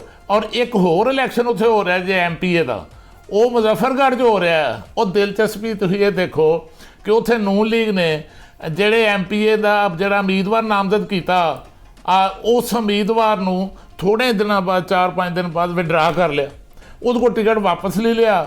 ਤੇ ਉੱਥੇ ਚੌਂਕੇ ਪਹਿਲੇ ਪੀਪਲਸ ਪਾਰਟੀ ਦਾ ਉਮੀਦਵਾਰ ਅਲਮਦਾਰ ਕੁਰੈਸ਼ੀ ਜਿਹੜਾ ਸੀ, ਉਹ ਪਿਛਲੇ ਇਲੈਕਸ਼ਨ ਦੇ ਵਿੱਚ ਇਲੈਕਸ਼ਨ ਜਿੱਤ ਗਿਆ ਸੀ। ਬਾਅਦ 'ਚ ਉਹਦੇ ਖਿਲਾਫ ਜਿਹੜਾ ਮੁਖਾਲਫ ਜਿਹੜੇ ਨੇ ਉਹ ਅਦਾਲਤ ਚਲੇ ਗਏ, ਤੇ ਉੱਥੇ ਵੀ ਦੁਬਾਰਾ ਇਲੈਕਸ਼ਨ ਹੋ ਰਿਹਾ। ਤੇ ਹੁਣ ਉੱਥੇ ਨੂਨ ਲੀਗ ਨੇ ਆਪਣਾ ਪੀਪਲਸ ਪਾਰਟੀ ਦੇ ਮੁਕਾਬਲੇ ਤੇ ਕੋਈ ਉਮੀਦਵਾਰ ਨਹੀਂ ਦਿੱਤਾ। ਔਰ ਫੈਸਲਾਬਾਦ ਦੇ ਵੀ ਕਈ ਹਲਕੇ ਜਿਹੜੇ ਜੋ ਉੱਥੇ ਬੜੇ ਅਹਿਮ ਇਲੈਕਸ਼ਨ ਹੋ ਰਹੇ, ਖਾਸ ਤੌਰ ਤੇ ਜੜ੍ਹਾਂ ਵਾਲੇ ਦਾ ਜਿਹੜਾ ਹਲਕਾ ਹੈ, ਉਸ ਹਲਕੇ ਦੇ ਵਿੱਚ ਨੂਨ ਲੀਗ ਦਾ ਜਿਹੜਾ ਸਾਬਕ ਐਮਐਨਏ ਸੀ, ਉਹ ਜਿਹੜਾ ਪੀਟੀਆਈ ਛੱਡ ਕੇ ਨੂਨ ਲੀਗ 'ਚ ਗਿਆ ਸੀ, ਜਿਹਦੇ ਉਹ ਰਾਜੇ ਰਿਆਜ਼ ਦੇ ਨਾਲ ਨਵਾਬ ਸ਼ੇਰ ਵਸੀਰ, ਔਰ ਨਵਾਬ ਸ਼ੇਰ ਵਸੀਰ ਜਿਹੜਾ ਉਹਨੂੰ ਟਿਕਟ ਨਹੀਂ ਮਿਲਿਆ ਤੇ ਤਲਾਲ ਚੌਰੀ ਦੇ ਭਰਾ ਨੂੰ ਟਿਕਟ ਮਿਲ ਗਿਆ। ਤੇ ਜਿਹੜਾ ਜੇ ਨਵਾਬ ਸ਼ੇਰ ਵਸੀਰ ਹੈ ਉਹਨੇ ਬਗਾਵਤ ਕਰਕੇ ਫੈਸਲਾਬਾਦ ਦੀ ਗੱਲ ਕਰ ਰਹੇ ਹੋ ਸਾਹਿਬ, ਤੇ ਫੈਸਲਾਬਾਦ ਦੇ ਵਿੱਚ ਸਾਡੇ ਜਿਹੜੇ ਸਾਬਕ ਸਦਰ ਨੇ ਰਫੀਕ ਤਾੜ ਸਾਹਿਬ, ਉਹਨਾਂ ਦੇ ਪੋਤੇ ਤੇ ਸਾਡੇ ਵਫਾਕੀ ਵਜ਼ੀਰ ਅਤਾ ਤਾੜ ਦੇ ਜਿਹੜੇ ਭਾਈ ਨੇ, ਉਹ ਬਿਲਾ ਮੁਕਾਬਲਾ ਜਿੱਤ ਗਏ ਨੇ ਮੇਰਾ ਖਿਆਲ ਹੈ। ਨਹੀਂ, ਜਿਹੜੇ ਵਫਾਕੀ ਵਜ਼ੀਰ ਤਲਾਤੋ ਨਸ਼ਰੀਆਤ ਅਤਾਉਲਾ ਤਾਰੜ ਦੇ ਭਾਈ ਨੇ, ਫਰੂਕ ਤਾਰੜ, ਉਹ ਗੁਜਰਾਂਵਾਲੇ ਵਜ਼ੀਰਾਬਾਦ ਦੀ ਜਿਹੜੀ ਨਸ਼ਿਸਤ ਸੀ ਕੌਮੀ ਅਸੈਂਬਲੀ ਦੀ, ਉੱਥੋਂ ਬਿਲਾ ਮੁਕਾਬਲਾ ਗੁਜਰਾਂਵਾਲੇ ਤੋਂ ਵਜ਼ੀਰਾਬਾਦ ਤੋਂ। ਅੱਛਾ ਸ਼ਾਹ ਸਾਹਿਬ ਇਹ ਦੱਸੋ ਕਿ ਖਾਲਿਦ ਕਿਊਮ ਸਾਹਿਬ ਜਿਸ ਤਰ੍ਹਾਂ ਗੱਲ ਕੀਤੀ ਕਿ ਪੰਜਾਬ ਸਿਰਫ ਪੀਟੀਆਈ ਇੱਕ ਹਲਕੇ ਜਿਹੜੀ ਇਲੈਕਸ਼ਨ ਲੜ ਰਹੀ ਹੈ, ਲਾਹੌਰ ਦਾ ਹਲਕਾ ਹੈ 129 ਹੈ, ਹੁਣ ਇਹਨੇ 129 ਦੇ ਵਿੱਚ ਤੁਹਾਡੇ ਉਮੀਦਵਾਰ ਦੀ ਪੋਜੀਸ਼ਨ ਕੀ ਹੈ, ਕਿ ਆਪ ਤੁਸੀਂ ਪੂਰੀ ਉਮੀਦ? ਦੂਸਰੀ ਗੱਲ, ਇਹ ਗੱਲ ਤੇ ਸਿਰਫ ਖਾਲਿਦ ਕਿਊਮ ਸਾਹਿਬ ਨਹੀਂ, ਬਾਕੀ ਸਿਆਸੀ ਹਲਕੇ ਵੀ ਵੇਖ ਰਹੇ ਨੇ ਕਿ ਲਾਹੌਰ ਤੁਹਾਡਾ ਬੜਾ ਤਾਕਤ ਦਾ ਗੜ੍ਹ ਹੁੰਦਾ ਸੀਗਾ ਪੀਟੀਆਈ ਦਾ, ਤੇ ਉੱਥੇ ਤੁਹਾਡੀ ਤਨਜ਼ੀਮ ਕਿੱਥੇ ਗਈ ਹੈ ਲਾਹੌਰ ਦੀ, ਬਾਕੀ ਸੂਬਾਈ ਕਿਆਦਤ ਉਹ ਕਿੱਥੇ ਹੈ? ਸਰ ਲਾਹੌਰ ਤੁਸੀਂ ਆਪ ਹੀ ਵੇਖੋ, ਅਸੀਂ ਮੀਆਂ ਨਵਾਜ਼ ਸ਼ਰੀਫ ਨੂੰ ਸਾਡੇ ਕੋਲੋਂ ਹਰਿਆ ਹੈ ਲਾਹੌਰ, 40,000 ਦੀ ਲੀਡ ਹੈ ਡਾਕਟਰ ਯਾਸਮੀਨ ਰਾਸ਼ਿਦ ਦੀ ਫਾਰਮ 45 ਤੇ ਉਸ ਵੇਲੇ ਤੇ ਡਾਕਟਰ ਯਾਸਮੀਨ ਜੇਲ੍ਹ ਵਿੱਚ ਸਨ, ਜੇਲ੍ਹ ਵਿੱਚ ਰਹਿ ਕੇ ਉਹਨਾਂ ਨੇ ਨਵਾਜ਼ ਸ਼ਰੀਫ ਨੂੰ ਲਾਹੌਰ ਤੋਂ 40,000 ਵੋਟਾਂ ਤੋਂ ਹਰਾਇਆ। ਤੇ ਜਿਹੜਾ ਉਹ ਦੂਜਾ ਹਲਕਾ ਹੈ ਉਹਦਾ ਓਨ ਚੌਧਰੀ ਦਾ, ਓਨ ਚੌਧਰੀ ਨੂੰ ਪਾਕਿਸਤਾਨ ਵਿੱਚ ਸਭ ਤੋਂ ਜ਼ਿਆਦਾ ਵੋਟ ਪਏ ਨੇ, ਉਹਨੂੰ ਸਲਮਾਨ ਅਕਰਮ ਰਾਜਾ ਸਾਹਿਬ ਨੂੰ ਹਰਾਉਣ ਵਾਸਤੇ ਉਹਨੂੰ ਵੋਟ ਜਿਹੜਾ ਉਹਦੇ ਤੁਹਾਡੇ ਪੁਰਾਣੇ ਸਾਥੀ ਨੇ। ਹਾਂ, ਤੁਹਾਡੇ ਪੁਰਾਣੇ ਸਾਥੀ ਨਹੀਂ ਨੇ, ਉਹ ਪਤਾ ਨਹੀਂ ਕਿਸ ਵਕਤ ਦੇ ਸੀ। ਅਸੀਂ ਜਿਹੜੀ ਤਰੀਕੇ ਅਸਲ ਹਕੀਕੀ ਤਰੀਕੇ ਇਨਸਾਫ ਹੈ ਉਹ ਅੱਜ ਦੀ ਰਿਐਲਿਟੀ ਦੇ ਹਿਸਾਬ ਨਾਲ ਅਸੀਂ ਗੱਲ ਕਰਾਂਗੇ। ਤੇ ਉਸ ਤਰ੍ਹਾਂ ਵੇਖੋ ਕਿ ਲਾਹੌਰ ਦੇ ਅੰਦਰ ਮੈਂ ذاتی ਤੌਰ 'ਤੇ ਉਹਨਾਂ ਦੀ ਕੈਂਪੇਨ ਦੇਖੀ ਹੈ, ਇਹ ਚੌਧਰੀ ਅਸਲਾਨ ਜ਼ਹੀਰ ਦੀ, ਆਪੋਜੀਸ਼ਨ ਲੀਡਰ ਵੀ ਉੱਥੇ ਗਿਆ ਹੈ, ਸਾਡੇ सूबाई तंजीम भी उत्थे गई है, साढ़े MNA MPA साढ़े टिकट होल्डर वहाँ डेली कैंपेन चल रही है, वहाँ डोर टू डोर हो रही है। उत्ते बरअक्स नून लीग की सानू डोर टू डोर कैंपेन नज़र नहीं आ रही, लेकिन एंड मसला ये है कि जिहड़ा पाकिस्तान के अंदर तानू भी पता है, सारिਆਂ ਨੂੰ पता है कि आवाम का मैंडेट का फर्क नहीं पैंदा, क्योंकि इत्थे वही होंदा है जिहड़ा मंजूर नज़र होना है या सिस्टम की उन्होंने नैशनल असैंबली के अंदर वोट चाहिए। इस वास्ते हमाद अज़हर साहब मायूस नहीं हुए अपनी कोई इलैक्टरल पोजीशन तो, ये सब नूं पता। अज भी सर्वे कराओ तो वोट इमरान खान का इंटैक्ट है, इमरान खान अज भी पाकिस्तान का सबसे पॉपुलर लीडर है और हकीकी वज़ीर आज़म पाकिस्तान का इमरान खान है। साड़ी 2/3 अक्सरियत नूं ब्रेक करके 17 सीटां वाली पार्टी नूं वज़ीर आज़म की कुर्सी दी गई। तो इस वास्ते हमाद अज़हर दे उत्ते केस ने, हमाद अज़हर साहब बाहर आके कैंपेन नहीं कर सकते, उन्होंने चौधरी असलान ज़हीर नूं टिकट दी। तो फिर प्रॉब्लम अगे सिर्फ क्लियर ये है कि ਔਨ ਗਰਾਊਂਡ ਅਸੀਂ ਜਿੱਤ ਰਹੇ ਹਾਂ, ਬਟ ਇਹਨਾਂ ਨੇ ਹੁਣ ਜਿਹੜਾ ਇਹਨਾਂ ਕੋਲੋਂ ਜਿਹੜੀ ਭੌਂਡੇ ਤਰੀਕੇ ਨਾਲ ਇਹਨਾਂ ਨੇ ਰਿਗਿੰਗ ਕੀਤੀ ਸੀ 8 ਫਰਵਰੀ 24 ਵਿੱਚ, ਇਹਨਾਂ ਨੇ ਉਸ ਸਿਸਟਮ ਨੂੰ ਥੋੜਾ ਬਿਹਤਰ ਕਰ ਲਿਆ। ਇਹਨਾਂ ਨੇ ਫਾਰਮ 45 ਨਏ ਬਣਾ ਦੇਣੇ ਨੇ। ਵੇਖਣ ਵਾਲੇ ਸਾਡੇ ਵੇਖੇ ਨਹੀਂ, ਪੀਟੀ ਦਾ ਨਜ਼ਰੀਆ ਹੈ ਕਿ ਉਹ ਇਲੈਕਸ਼ਨ ਜਿੱਤ ਰਹੇ ਨੇ, ਜਦਕਿ ਦੂਜੇ ਪਾਸੇ ਸਾਡੇ ਜਿਹੜੇ ਨੂਨ ਲੀਗ ਦੇ ਸਾਥੀ ਉਹਨਾਂ ਦਾ ਕਹਿਣਾ ਹੈ ਕਿਸੇ ਕਾਰਕਰਦਗੀ ਦੀ ਬੁਨਿਆਦ ਤੇ ਵੋਟ ਲੈਣਾ ਹੈ, ਤੇ ਜਿਹੜੇ ਸਾਡੇ ਤਜਜ਼ੀਆਕਾਰ ਉਹਨਾਂ ਦਾ ਕਹਿਣਾ ਹੈ ਕਿ ਇਲੈਕਸ਼ਨ ਜਿਹੜਾ ਹੈ ਹਮੇਸ਼ਾ ਜ਼ਮੀਨੀ ਇਲੈਕਸ਼ਨ 'ਚ ਹਕੂਮਤਾਂ ਨੂੰ ਜਿਹੜਾ ਹੈ ਉਹ ਥੋੜੀ ਜਿਹੀ ਫੋਕੀਅਤ ਤਾਕਤ ਹਾਸਲ ਹੋਣੀ ਚਾਹੀਦੀ। ਗੱਲ ਆਪਣੀਆਂ ਹਕੂਮਤਾਂ ਨੇ, ਆਪਣਾ ਨਿਜ਼ਾਮ ਹੈ, ਲੇਕਿਨ ਫਿਰ ਵੀ ਜਿਹੜਾ ਇਤਵਾਰ ਦੇ ਵਾਲੇ ਦੇ ਇਲੈਕਸ਼ਨ ਹੋ ਰਿਹਾ ਹੈ ਇਹਦੇ 'ਚ ਕੁਝ ਅੱਛੇ ਟਾਕਰੇ ਵੀ ਹੋ ਰਹੇ ਨੇ, ਔਰ ਅਸੀਂ ਦੇਖਾਂਗੇ ਕਿ ਨਤੀਜੇ ਕੀ ਆਉਂਦੇ ਨੇ। ਤੇ ਇਸ ਦੇ ਨਾਲ ਹੀ ਅੱਜ ਦੇ ਵੀਡੀਓ 'ਚ ਇਜਾਜ਼ਤ ਦਿਓ। ਅੱਲਾ ਬੇਲੀ।